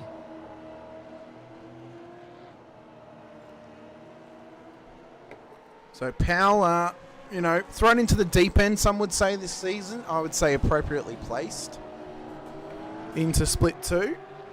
I think could be a good season for him. I mean, look. I mean, if you can sit in, P6 in the current, position, you're in the right spot. Yeah. Like even if he was in the top 15, I think he'd still be in the right spot. Yeah, I think he's definitely been put in the right zone, and I think fair enough. Like they wanted to try and obviously they wanted to make it fair for the fact of Ray was sent up to Split 1. Kind of got to send Luke up 2 as well if you're going to do that. But also, it makes it fairer for Split 3 because it's, that some drivers. I think he got a little bit loose and he just kind of had to pull out. Yeah, he just had to So I think if he was put into Split 3, some drivers may have looked at that at the face of it, knowing his pace, and may have thought this might be a write-off. That's right. Yeah, and that's the hard thing when you start a season and you got someone just blowing you all away. You just sort of think, what's going on here? And even like just looking at Crisdale and Viger and all this stuff, they're the top 10. There's not that much difference. They're not pulling away massively. So it's a bit of good strategy, a bit of good driving. Just having a look here. We look at the 10. We look at the 10 at the moment as Mackay goes for it on Mulford at Lacombe. Up the inside. Can he hold it out? Bit of contact. And here comes Powell round the outside. great evasive action, and that's a top 4 spot for him. Well done. So if we look if we look at the top 10, just quickly, there's one former Split 1 driver in the top 10 right now from last season, and then one Split 4 driver in Luke Powell. Every other driver inside the top 10 was in Split 2 last season. So, you know, that shows you it's not going to be as easy for the Split 1 guys. The Split 2 guys are definitely going to bring the challenge. Yeah, definitely. Yep. So it's that crossover, you know, and if it's a good crossover, it's still going to be good racing, you know, and there's not going to be any runaways. That last little incident looked very, very similar to the one before with Randall, didn't it? You know, like it had the same flavour with Cesar and Crosby. Do you mean? And then sorry, Crosby. Yeah, my bad. Yeah, a little bit similar. Just had that same, just not enough room given, I don't think. Yeah. You know? Yeah, it's just unfortunate, you know. It's a tough place to go side by side. I think both drivers, I mean, we'd have to have a better look at it to see the kind of angle that Mackay left Mulford to the inside of turn, technically turn 6. And we're not going to do that, and that's why, you know, like we can just say, yeah, it looks similar, whatever the outcome is, but yeah, it's a tough, especially with those two corners, because you think you passed them, but you're not quite, and it's easy to put the nose of another driver. As we see Cruisedale in for his second pit. Race leader into the pit lane, as Powell and Mulford are in as well. So right, well that's good. We're going to see a true cleansing of the field in this top 3. We will. So Allen now takes the lead. He'll get an extra point for leading a lap as long as he stays in the lead when he crosses the start-finish line. Viger P2, Clifton, Harland, Randall now your top 5. As Cesar's also in pit lane, as is DeGoey, as is Stoyles. And I've actually just seen the safety car. He has actually got the driver in at the moment, so... Ooh, I don't know if anyone's out there and calling for a tow at this stage. I haven't blown another motor, have I? No, you're still swimming around. You're still No, flopping. I didn't blow 2 motors in one race. That'd be disgraceful. Plenty of action happening in the pits, though. Oh, yeah. So, Cesar, Baxter, DeGoey, Mackay, Houghton, Stoyles, Hoffman in. Lanyon, Barella are in as well. Cesar's rejoined the circuit right next to Damon Fisher, who comes past him. Baxter, DeGoey hot on his heels. So, Baxter looks to go with Cesar here as they run up the hill. I wonder now how long... Oh, Baxter's run it way wide. That was an exit stage right moment for him. Drops now behind Reese to go. That'll be a 1X. No slowdown, I don't think. So, should be okay on that front. So, we'll see where Cesar now ends up. Mulford stayed ahead of him after the pit stop, but there may be a penalty coming. I'm not sure. Andrew, I'll give it to you. That there is just the general Infinity Broadcasting bottom graphic that I normally have running for the IWC as well. So I thought I'd just have them have it be the same since this goes to the Infinity Broadcasting channel on YouTube. So I'll get the Twitch. I'll put it into the chat.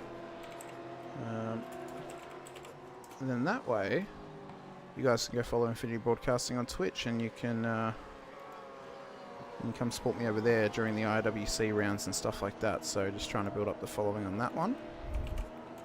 There we go. Yeah, I twitch every now and again. I did one time, but I fell over in the shower when I did it. Wasn't a good time. So Chad Viger in out of P2. Who's that car? Who's that busted up car? Is that I Bush? think that there is... It's not Ben Brook. No, Bush. Michael Jones is in. Bruce. Yeah, it is Bush. Tannick's out as what well. there? I noticed. I don't know. I mean, we saw him get loose through the final corner. As Viger, Griffiths, Heddersheed, Zeal, Haynes, Weston, Monday all into pit lane. So now we've got to keep an eye on the guys like Mulford, Powell, Cesar and Fisher, and where they actually end up in comparison to these drivers. The big gain is Cesar and DeGoey are well ahead of Steve Lanyon, who had that incident earlier on. Mulford's gotten past all of them. Bale's gotten past all of them, but he needs another stop in this race. Fisher and Cesar are going to get past them too as they are going door to door into turn 1. Yeah. Out comes Robert Griffiths. So unfortunately for Cesar, he was held up there by Damon, and that's cost him a position. Looks like he might hold it. He's going to get tight coming through. Yeah, but no, he's backed out to go. He's backed out there. Nice. Probably a smart move there. Not really a good spot to go through too wide there. It's hard enough just keeping one car through there sometimes. Probably can be done, but not yeah. To give you an update on the pit times, now there are some drivers who have only taken their first stop thus far, but there are some second stop times in there too. So we're waiting on Trent Allen, Mick Clifton, Mikey Harlan, Shane Randall, Paul Burns inside the top 5 to come into pit lane as well. So Chad Viger has actually jumped Rob Crisdale in this stop by way of taking more fuel on the first stop, having to take less on this one too. So that's worked out well for Viger.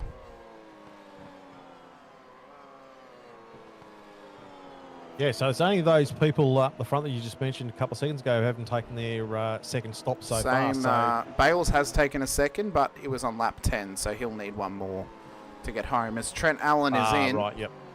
So race leader into pit lane. Where did Zippy start? He's up 12. He avoided the incident on lap 1, turn 1, as Clifton Harland's kept going. He's going to take the extra point. So Clifton and Randall are into pit lane. So Mikey Harland is now the new race leader. He'll lead his first lap of the season, so we might give him some airtime here across this one. So Zippy started P31. He's up 12, but he did gain a couple of free spots on the lap 1, turn 1 incident when he avoided the carnage, as did Simon Haynes, but he's done well to stay where he is. Same with Header Sheet, same with DeGoey. Says he did make up about 5 spots after turn 1, but he has had to make about 8 overtakes. Trent Allen exiting pits. Where's he? He's come out ahead of Chad Viger. So yeah, the AI Mustang has made a significant gain on the race lead, and he is now the corrected race leader as well. So corrected podium, Allen, Viger, Crisdale, Friend and Powell in the top 5, Clifton and Randall then your top 7, and then it's questionable on if Harlan comes out in P8 or not. Now, he was just ahead of Randall when he came through pit lane. So this is going to be tight between them on pit exit. Undercut is strong in this car. Could play off well there for Randall to get the spot. Yeah, it'll be interesting to see where he comes out. Could be on for young and old. 27 laps of 36 completed here. As Harlan leads the field at the moment. Not that my cat cares, he just wanted to be let out of the door, so I'll just turn away for 2 seconds. You're right. Everyone else cares, though.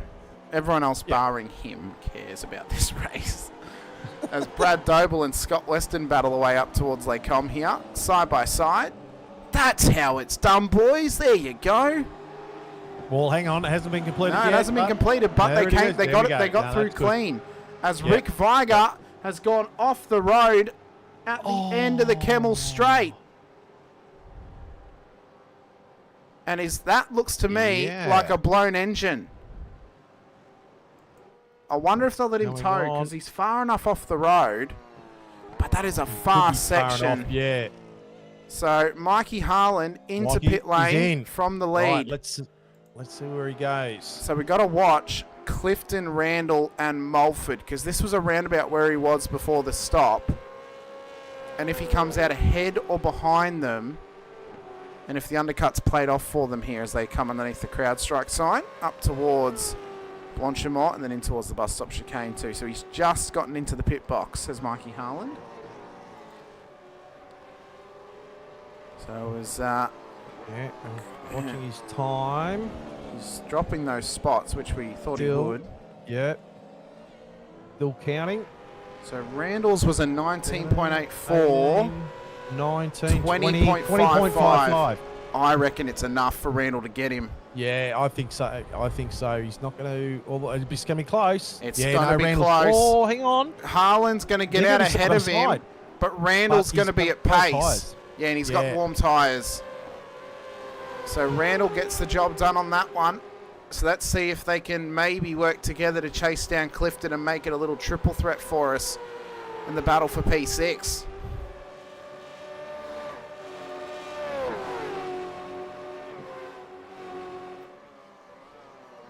You know, Andrew, sometimes you learn the signs of when somebody needs to let their animal out of their room. For anyone who may not be able to see the chat, if you're watching after we're live, Rushy just said in the chat, I so knew that was you. That's what you were doing, Hamish, as soon as I heard the chair swivel around. So, but I mean, this has been a very good race here. Apparently, Mikey's saying he's lifted for his homie. So. Apparently, he has. So, apparently, he has. Yeah. Of course, he's Damon. Yeah, Damon just he gave up the spot to Zippy. Yeah. I think he may have copped a slowdown at Radion. Another slowdown. Jeez. I think he was. He's had a lot of slowdowns if that's the case. Yeah. Oh, look, he's at. No, that'd be. That was Arnie just giving up the position there for lap traffic. Yep. Well. So Craig Powell, Friend and Powell battle for P4 real estate. Don't want to give it up easily. Powell just a little bit sideways there coming out of that turn, so he's trying hard to close that gap. Not that it's much of a gap. He's trying to get a good exit. Yeah, he's slowly closing that gap there, so this could be on. Down to 0.2. You know what we could do with right now, Brett? What? A safety car. We could. Could you imagine? I might be able to get a lap back. Right, and you might be able to. Yeah, might be able to lap back. Get back into this thing. Get back into this race. See how they go through here. Oh, closes that gap. Tries a little bit of a different line. Straightens the wheel. He's got a good exit. Oh, sideways. He's going to lose that extra little pace he had there coming through there. So that's unfortunate. It would have been a really good battle up to the first corner there. So what he does here. It's amazing how quickly the race goes as Friend gets real loose off the exit of one. There's a bit of sand there on the track from the incident on lap one. Are they going to push for the side by side? Oh my God. This is going to be tight. That's about as tight as you want to get it through there. Yeah. Well done for Powell backing out of that, because I'll tell you what, that wasn't going to end well at all. Yeah, a bit too tight just to slip it in. As he tucks back in behind him there.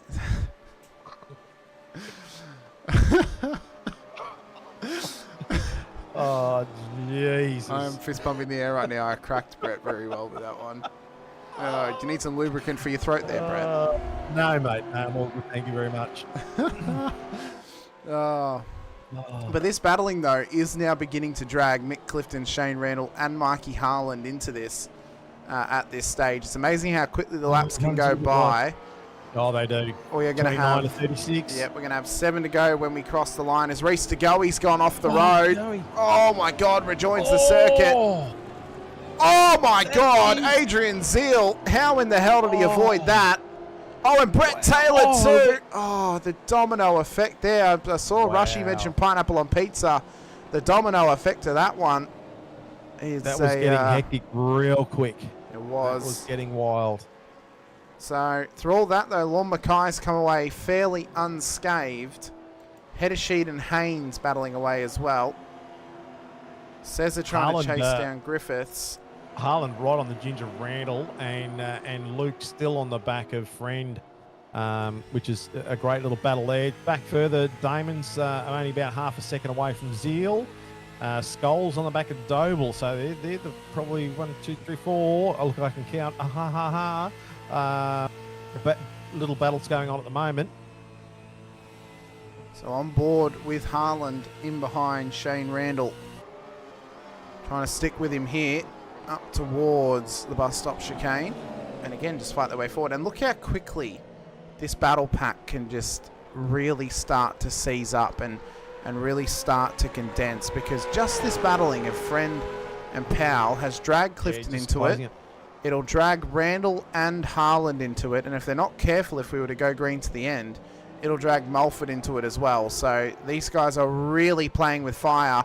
As Powell finally gotten it, he has gotten the move done. The debris on the edge of the circuit, right on the racing line, has cost Craig Friend P4 on the road and he's now under pressure from the run up the hill of Mick Clifton. If he can tuck right into the slipstream, he may be able to go for a send down at Lacombe.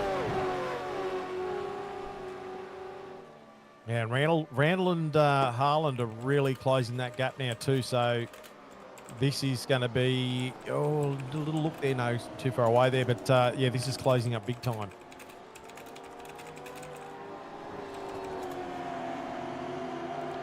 Yeah, this is only going to continue to condense. Now, if Clifton starts... Harland's just dropped off the back. Yeah, he he's must have got a dropped slow off, down. quite possibly. So if Yeah, Friend what a now is started to be put under pressure from Clifton, watch Powell get ready to run away. So needs to be some thought processes here from Clifton and co behind him.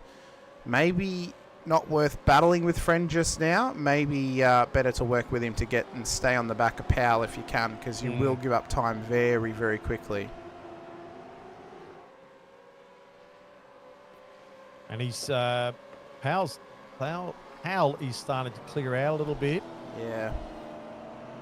Just a touch. So this battle pack now just spreading out. Randall's still fairly close to Clifton. And Mikey's just starting to come back at Randall after that bit of a slowdown. A lot of debris there. I don't mind the debris on the track too. It just adds another element. Just another piece that can throw you out a little bit here. Mackay has now begun to be caught by Simon Heddersheed. So hoping that Simon can get it not only a full season under his belt, but a strong season too. He's got a lot of racing ability. Multiple time race winner here in Split 2. Same with Lorne Mackay as well. So these guys have become mainstays of Split 2 now over the last sort of 10 seasons or so. Couple of appearances up in Split 1, but you think of Split 2, these are two of the first names I think of at least of who's been around the longest and who's been around the most consistently. These guys along with Mick Clifton, Shane Randall, Halil Cesar as well. Simon Haynes is starting to get up there, same with Zippy, same with Damon, yourself Brett too, Scotty Weston, so these are all becoming mainstay Split 2 names of drivers who are here season upon season. Oh, that's a blown motor in pits. Who's that in pits? It's Tanek. He left his car running. Oh, so he's obviously right. he's cooking up some sausages or something on the front of that car. There's a barbecue. There is a barbecue at this stage. As Lorne Mackay, Simon Heddersheed's just got past him. That's a massive moment for Lorne Mackay on the Kemmel Straight. The car's parked on the straight there. This has got to be a safety car. That is in a very unsafe position on the right-hand side. And, I mean, you can just see the pace of the cars coming up the hill. Watch this on board with Burns. Oh, my God. Scary spot. Absolutely scary spot to come up that hill. We need another one. Going flat out. On board with Lovegrove. I mean... You have got some warning, but if there are guys coming up there too wide, if you run it, and if you're running a little bit wide, you don't see it in time. That is a catastrophe waiting to happen. But Harlan, Randall, and Clifton all closed up on the back of Friend as well. So, and we are under safety car. So safety car's null and void. Safety car's been called at this point in time. So this is now going to put some pressure on the guys, not only within the top 10, but further back in the field too, have just started to be in their rhythm, but with a nice gap behind them. So you think of Cesar, who has 11 seconds back to Heddersheed. That's about to become null and void.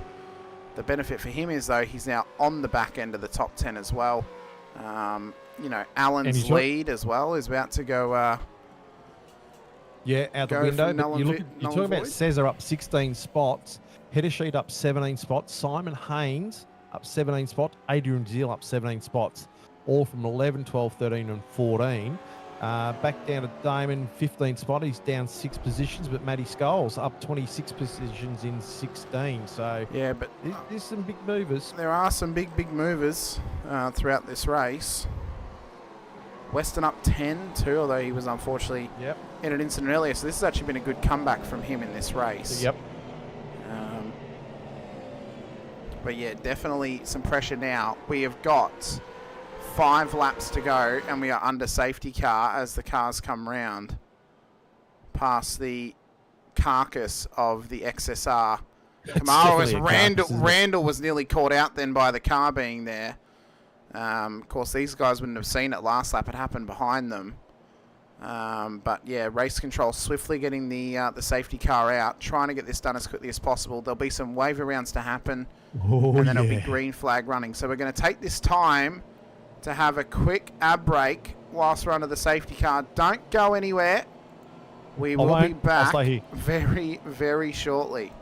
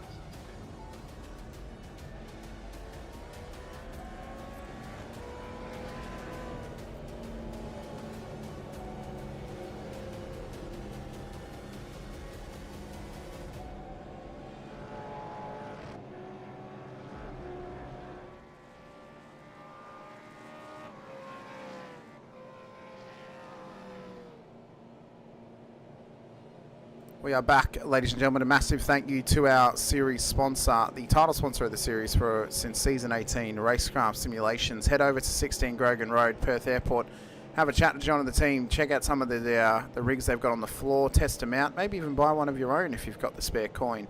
And support those guys because they've supported the vets for so long. Also, big shout out to all the other series sponsors: Logitech G, Parramatta Isuzu Ute, Player One Sim Gear, Nova Simsports, LGC Images, Chubby Buns Burgers for the Driver of the Day award, and the latest sponsor to the vets from a couple of seasons ago now, Südspeed gloves as well.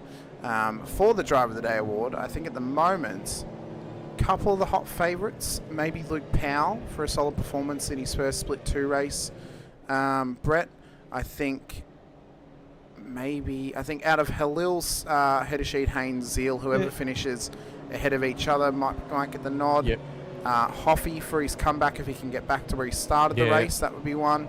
He's currently 3 down from where he started from, so that's huge effort from Hoffy. Someone we haven't talked about before too, and don't say he's a driver of the day, but we haven't heard much of Nick Horsler since he's been in this series. And he's doing right. I'm not saying he's a DOD, but he's up 18 spots at the moment. But he's just been very quiet. Hasn't really sort of gelled into Split 2 just yet. But hopefully he'll find his feet and start pushing forward. Yeah, hopefully he can. As you said, find some pace. Maybe start battling for these top 25 positions. Yeah, definitely. Get some solid points on the board. I saw an incident that apparently happened with Andrew Hoffman and Reece Segoe, but there's no damage on either car, so Not sure what's happened there between those guys. Maybe a slight bit of damage on the rear of that car, but it looks okay. I think other than those names, I mean, we can maybe look at Haaland or Randall for their performances as well. Because I think with, you know, the easy answer might be, oh, just, you know, either Halil, Simon or Adrian. Well, you've also then got to think about the fact of, well, they've battled their way through, but one of them would cancel the others out because they'd beat them. So if one of the four were to beat the other guys, and if they were to get into the top 10, well, then that kind of makes the other guys null and void. He's in the tick, yeah. Yep, sure. Yeah, and then Stoyle's up 26. He's done well, but could he have qualified better if he's managed to fight his way that far forward as well? So there's also that thought process too. But restarts could mean anything, could take these drivers out of that contention, and then we have to think of a completely different four set of names. So... Oh, don't make me do that. No, that's all right. It's all good. So I believe the safety car will be in this lap as the wave rounds has been completed.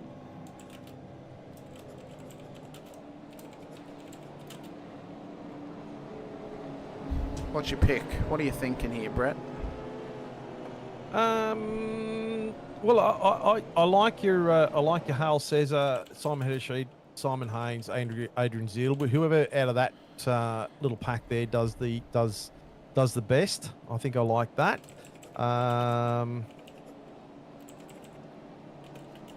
Yeah. Does that give you enough? Oh no, I meant on like race winner at this point. Oh, sorry. I thought you were talking. Oh, right. Okay. For race winner, well, look, I'll tell you what. Trent Allen's going to be hard to. If he can get a clean start, there's only 3 laps. If he can get a clean start, it's going to be hard. It's going to be hard to beat him, I think. Chad's been able to hang with him relatively close, but he's been able to just pull slightly away. So unless he's going to pull something out of the bag, Chrisdale, well, that's a possibility, but it just depends on how they all go on the restart, because I think 3 laps is going to be pretty tight to, you know, get the tyres back up to temperature and pressure and get yourself settled after a restart. So it really comes down to how they go on the restart. I think drivers are going to have to be cautious off this race restart as well, as the safety car's pulled away. So on board on the driver's eye of Trent Allen, he will have control of the field. Viger hot on his heels too. I think Chad's had a strong run tonight as well. If he can maybe solidify this P2, could be one of the nominees here this evening. But regardless of that, there have been some very, very strong racing performances tonight. Tim Mulford as well, up 4 inside of the top 10. Him and Randall have got the most positions gained to enter the top 10 at this stage. Everyone else has either remained or dropped out of the top 10 for those who have gained positions. For Trent Allen... Oh, sorry, what were you going to say? No, you're right. I was just going to say, you know, just this race overall, I think it hasn't been a runaway from anyone, but there's obviously been some incidents which have taken people out.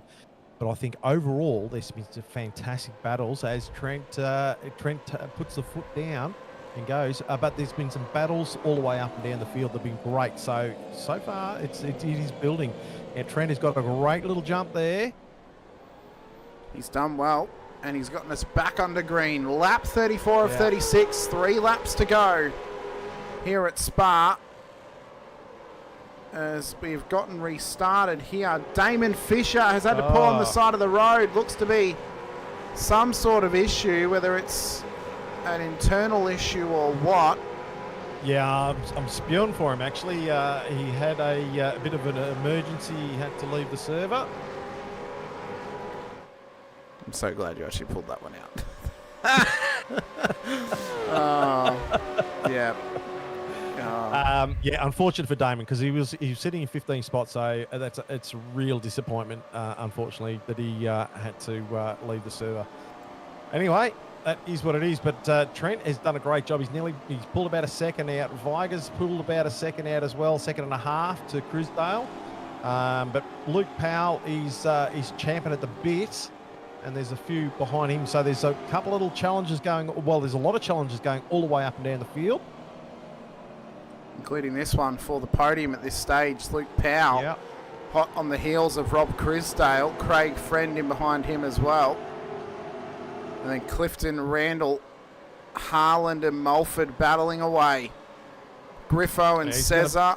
Oh, it's going to be a hot little band. It's going to be a hot little battle. I mean, we know how tough these guys like to race. Harland is notably a very, very tough customer in terms of battling. He wants to have a good race. He wants to have a good battle as well. Mulford wants to have a battle. So this could get feisty. Both of them, though, top-level performers. So they're going to try and do their best to beat the other or try and gain some free spots in the process. Yeah, and I think cool heads prevail in this sort of situation too. You know, like it's nice to take advantage of, but unless a driver makes a mistake or you can force a mistake out of a driver, it's, you know, like, yeah, you just don't want to do anything desperate. Like, so, you know, why do you want to destroy your own race? Yeah. You know, you've then got to take the thought process of how willing are you to give up, you know, 2 points or 4 points. You know, is it worth the points that are on offer for the one extra spot? No, and that's right. I mean, you know, like everyone's different. We're racers and all sorts of stuff, so racers going to race.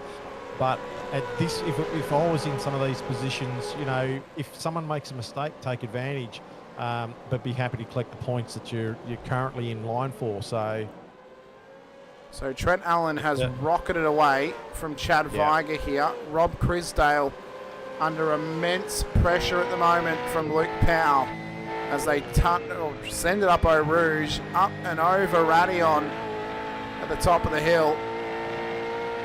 And the pressure is being applied at its pure maximum at this stage. Harland and Mulford too battling away here. Oh, Harland covers the line.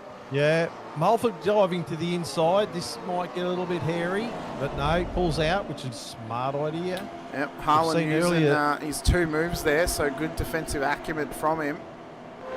Because we have seen a little bit of hair-raising stuff going through that corner back there before, so it's good to see the drivers that play a bit of common sense. This whole battle pack, in fact, has kind of run away from Haynes, Heddersheet and Co. And behind them. So back of the train is Cesar, then Griffo, then Mulford, Harland, Randall, Clifton, Friend, Powell, and then Crisdale leads this battle pack.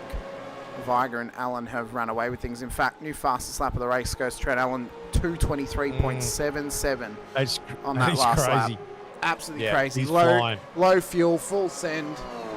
I'm a little bit disappointed that he didn't continue the stat. If he were to win here tonight, it'd be the first time in Split 2 that he's won the first round of the season. Because the first 2 seasons, he's won his first race of the season in round 2. So would have been nice to keep that little trope going. But Viger's done really, really well here too, and I think he's been able to stay. I mean, I know he's about 1.8 seconds behind him, but he's managed to pull that gap on Crisdale as well. So kudos to Viger for having a great race too. He's managed to do very, very well there. So white flag lap about to come our way here as the race leaders traverse the bus stop chicane. 1 lap to go of Circuit de Spa-Francorchamps. 7 kilometres left. We've done 243 of the 250. And the checkered flag will fly the next time by. So Crisdale's now able to break away here from Luke Powell, who's under pressure from Craig Friend. Clifton, Randall trying... Oh, don't kick me out now, please. Very good. No, we're still going. Righto. Don't trip over the plug. Geez, that's looking racy. Look at him go. I know. Friend wants this P4 so badly. But so does Powell. So neither of them are going to want to give it up. Harland and Mulford continuing their battle here too. So they're getting a bit feisty towards the end. Might have got a good exit. Harland covering off. Mulford going for a big dive on the inside. It was a very sort of late, smart move again. Aggressive move to the inside line. Yeah. Couldn't quite get it done though. Right up his clacker. Right. Brakes. Geez, that's nearly had a boot full of Chubby Buns. Yeah. a boot full of Mulford. He might be requesting Chubby Buns get a new burger with some ginger jam. He's that far up his ginger at the moment, so... So Trent Allen at the moment, who has had an incredible race, up one position, has won a few races prior to now here in Split 2, but he's yet to put a full season together of being able to race from green to checkered from round 1 to round 10. And I said at the start, if he can put a full season together, he will be a challenger. He is a very talented driver on board the AITT entry of Revolution E-Racing. Chad Weiger's gone with him all night as well. He's had a very strong performance. Rob Crisdale, Luke Powell, Craig Frender. It's great to see Chad back in form, fighting at the front of the field. And if he can keep this up all 100%. Season, he'll be one to watch as well. So as we run up towards Blanchimont for the final time here this evening for Trent Allen, it is a top-tier performance from AITT. He's made it through pretty much the final destructive area on the track and up towards the bus stop chicane as well. Trent Allen comes through the final couple of corners and he'll take the win for round 1 of season 24 of the Racecraft Simulations V8 Veterans. As there's been some contact in the background, Harlan's gone round. You have a feeling that Mulford's been involved in that one, because that could mean a penalty. They were very tightly contested. It's allowed Cesar into the top 10, who got past Griffo in the end, up 18 positions into P9. Weiger got home in P2. Crisdale, Powell, Friend the top 5. Clifton, Randall, Mulford, although there's a bit of an asterisk on that one because there could be a penalty. Cesar, Griffiths, the top 10. Hedesheed, Harlan, Zeal, Haynes, Crosby, back up to where he started the race in his 200th race start. Now, I think we need to ask the question here, Brett. Who gets the hard yakka nomination for Driver of the Day tonight? Is it Andrew Hoffman or is it Darren Crosby? Because they both had to fight hard to come back up through the positions. But Crosby made it back to where he started. Hoffy was a couple of spots off. It's got to be Crosby, I think. Okay. We'll go Crosby on that. And a bit of a shout out to my teammate there, Brad Dable, 13 spots up, finishing P20. Feeling as crook as a dog, so that's a huge effort from him too. So that was great to see. Nothing short for anyone else, but I just thought that I'd just chuck that in there.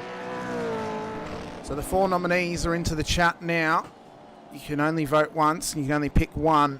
Halil Cesar, Luke Powell, Darren Crosby, or Chad Weiger for Driver of the Day this evening, in what was an incredible race to the end. A fantastic win for Trent Allen as well. His first win of the season. He'll now lead the championship into round 2. So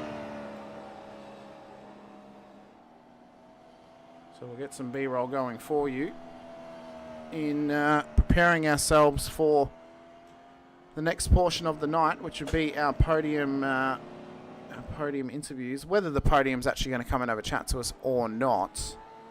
Well, if they don't, they're gonna listen to you and myself chat about more stuff. Yeah, we could talk about wineries. I know you live in Mudgee, so we could talk about wine. Not that I'm a big wine drinker, but I like grapes, so you know, and currants.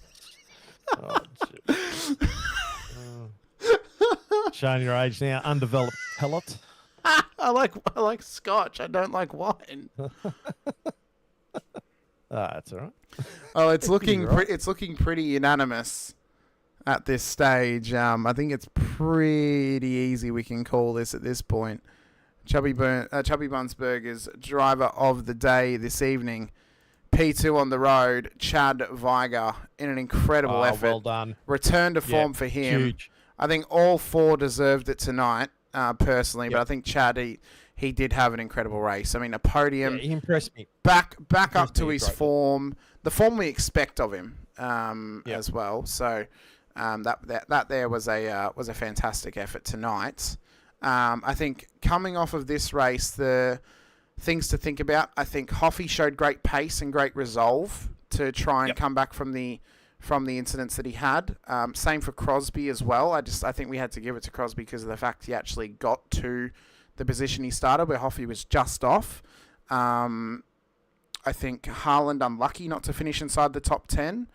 I think the drivers who made up those positions through that race, Cesar, Hedesheed, Zeal, Haynes, Stoyles, Weston, Doble, Monday, Hasler, Lovegrove, Baxter, great runs tonight. I just think, because Cesar got the 10 and he beat all of them, I think that's the best of the lot.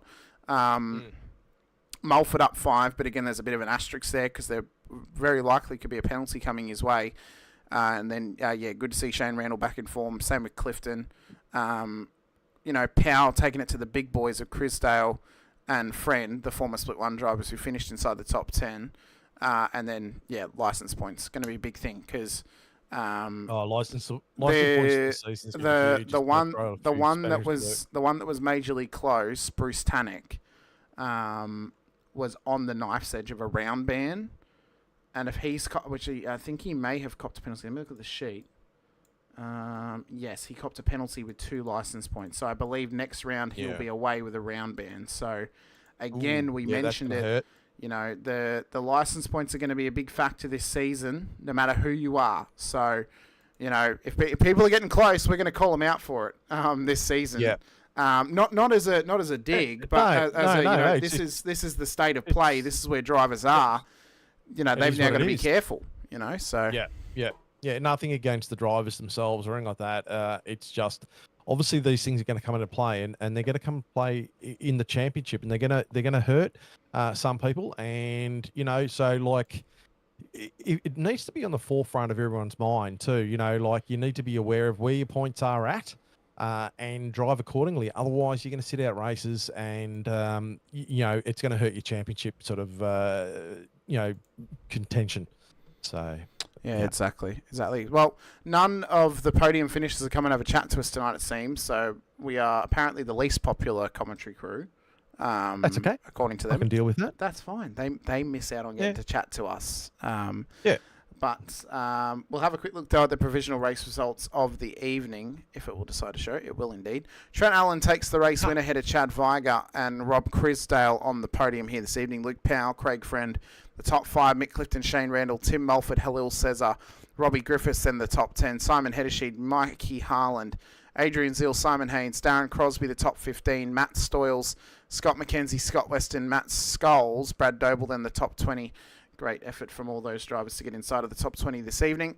As I then drop down to see Matt Monday, Reese DeGoey, Nick Hasler, Andrew Hoffman, Derek Lovegrove, top 25. Paul Burns, Peter Baxter, Michael Quain, Rick Viger, Steve Lanyon for the top 30 here this evening. Sean Cullen, Alistair Bales, Wade Reynolds, Brett Fisher, Richard Barella, the top 35 ahead of Mark Houghton, who unfortunately disconnected with a lap to go there for Mark. So hopefully onwards and upwards there for him in the next round. Lon Mackay's teammate in behind, Jeremy Bush, Damien Fisher, Dave Arney, then the top 40. With Brett Taylor, Bruce Tannick, Michael Jones, Ben Brook, and Chris Blanchard at the back of the field. Todd Duggan not going here tonight. He was having some internet issues at the beginning of the race, and I think he called it quits, unfortunately, before the race even began. So it's a shame there for Todd. We got Hoffy in the green room. Brent coming over to chat to us. Unfortunately, I think we'll have a chat to Hoffy post-race just because we want to try and keep it to the podium finishes this season. No offense to Hoffy. I feel, Brett, that if you get on the podium, you earned the interview in the booth, I think. So for sure. It's a little special thing for the podium finishes. So sorry to Hoffy, but get on the podium, or get driver of the day. Get driver of the day or get on the podium, and then we'll have a chat to you. So, if you want to stick around for a chat afterwards, Hoff, more than welcome to hang around. We'll have a chat to you post-race. But you know what? It's been a fantastic race to start out the season, Brett. We started out incredibly, incredibly strong tonight here at Circuit de Spa-Francorchamps. I think next week, when we head over to our leg of 4 US races in a row, beginning with Road Atlanta, we are going to be in for something special. This circuit's thrown up some incredible racing over the course. 200 Ks of Road Atlanta to come your way next season. Hoffy's not supposed to be in the green room, apparently. But yeah, incredible. Absolutely incredible start to the season. So looking forward to next week. I love Road Atlanta. Absolutely fantastic track. I love it for racing. Love it for broadcasting. And I think we've had a great start to this season. I think it's already sort of building. And look, there's been some winners and some losers in this round. But that's racing and that's going to happen. But I think, we'll see by next race where we're at and see what's happening. But I think it's on. It's warming up. It's heating up already. It's just slightly over simmer. And I think next week's going to show us where it's all at. When are we going to get to Kelvin? Oh, don't know yet. We just don't know. Apparently, we're getting a hot race this season as well. So we could be in for a scorcher that week, Brett. We could be in for a scorcher. And if it's anything, the heat might get it right up there. But, look, we don't know whether we'll get any Kelvin or Scovilles or Chernobyls or anything. We're not sure yet, but we'll just have to see how the season builds. But I don't know. I feel something. It's brewing. It is brewing. Once again. There is something in the loins. It feels there's something that's going to happen this season. It's fermenting. It is fermenting. It's like we're in for, as the hipsters would love, we're in for a kombucha of a season here. We are fermenting away, really building up something for a strong season ahead. I'm disgusted at myself for referencing kombucha as a fermentation when I could have said an alcohol of some kind, like rum, whiskey or wine. But I thought you were going there, but anyway. So did I. I didn't. But yeah, I mean, what a race, what a start to the season. Trent Allen will carry the orange number into the next round as the championship leader. I think last season did Jim race round 2. I know that it was one race we had last season where the championship leader didn't race the week after they got the orange number. So then we just didn't have an orange number on the grid.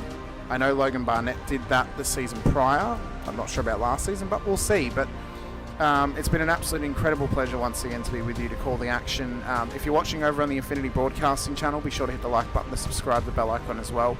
If you're watching on the Vets channel, hit the like button, the subscribe button, and the bell icon too, so you're notified whenever we go racing here in the Vets. For the Split 2, Split 3, Split 4 action right here on the Vets channel, go check out SimSpeed TV, subscribe to them so then you get notified whenever the Split 1 action happens on Thursday nights.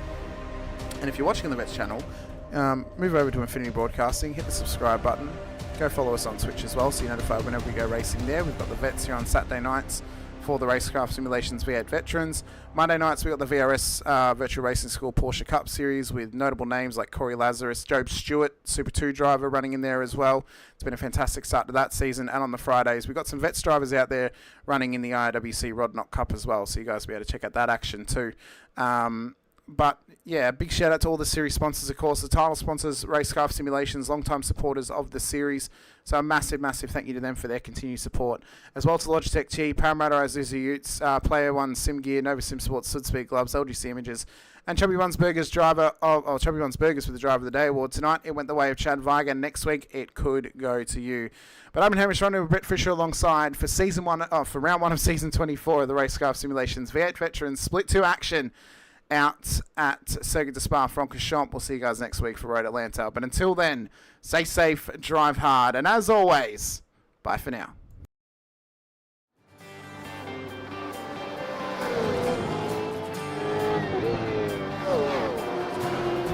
Can't wait to hear those engines roar. Hot days and summer nights, finish line in the sights. Can't wait to hear those engines roar. There'll be sparks flying, rubber burning, doors banging, temperatures rising. Can't wait to hear those engines roar.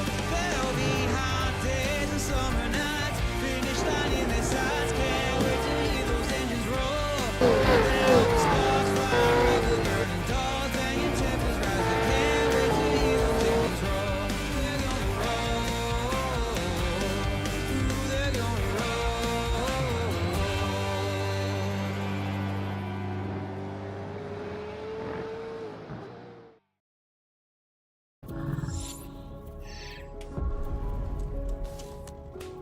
The Racing Series is a new milestone in Logitech G. All the great old wheels, the G29, the G920, the G923, they all have their own unique way of connecting to each other. but there's no room for expansion with those products. So the question arose was, what if we were to give the opportunity for the racer to switch out from a drifting wheel to a GT rim? With the wheel hubs that we created, that's got a very specific button set, but you can replace any of the steering wheels. And the real lovely aspect to this was we could give the user, driver and the racer the opportunity to experience different genres of race. That allows drivers to craft high quality, customized setups that resonate with your individual racing style. When we start with the design, we always start sketching. Very often, once we've got sketches, we start discussing with engineering. We had 3 rounds of engineering testing or user testing where we invited in users from sim racing, and every single round of feedback we refine, the product based on what they tell us.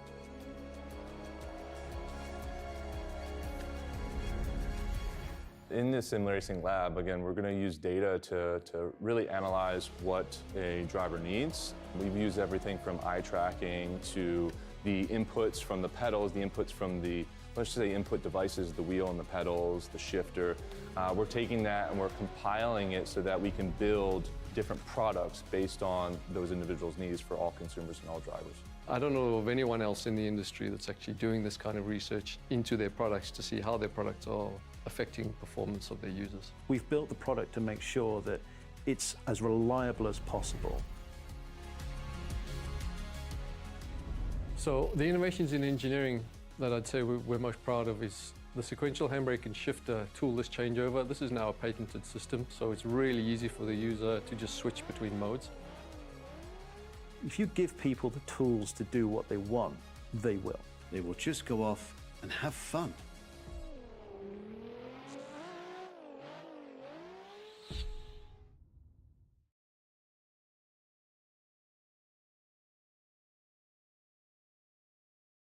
Introducing the Racekraft PT1, custom-built full chassis racing simulator.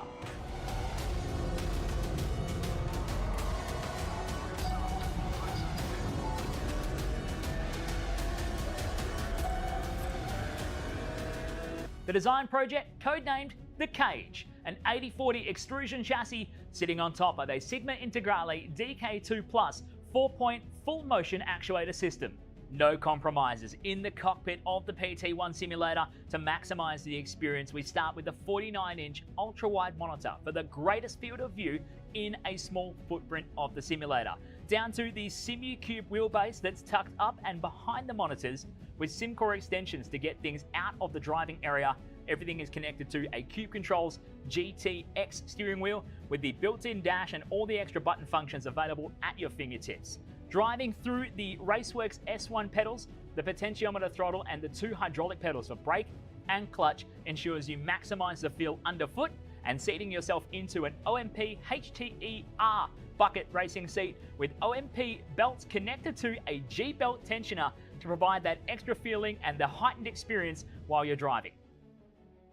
Additional interfaces and accessories in the PT1, we have twin butt kickers, one on either side of the OMP seat, as well as a Jinx sequential shifter, the SimPush Race Logic timer to the left-hand side, a Racecraft built-in WinSim kit with Philips Hue lighting and a built-in soundbar, plus the OMP side net to finish off the experience in the PT1. The Racecraft PT1, build number 1, the ultimate in sim racing experience, combining the best products in the market with the passionate, no compromise approach that goes beyond racing simulation.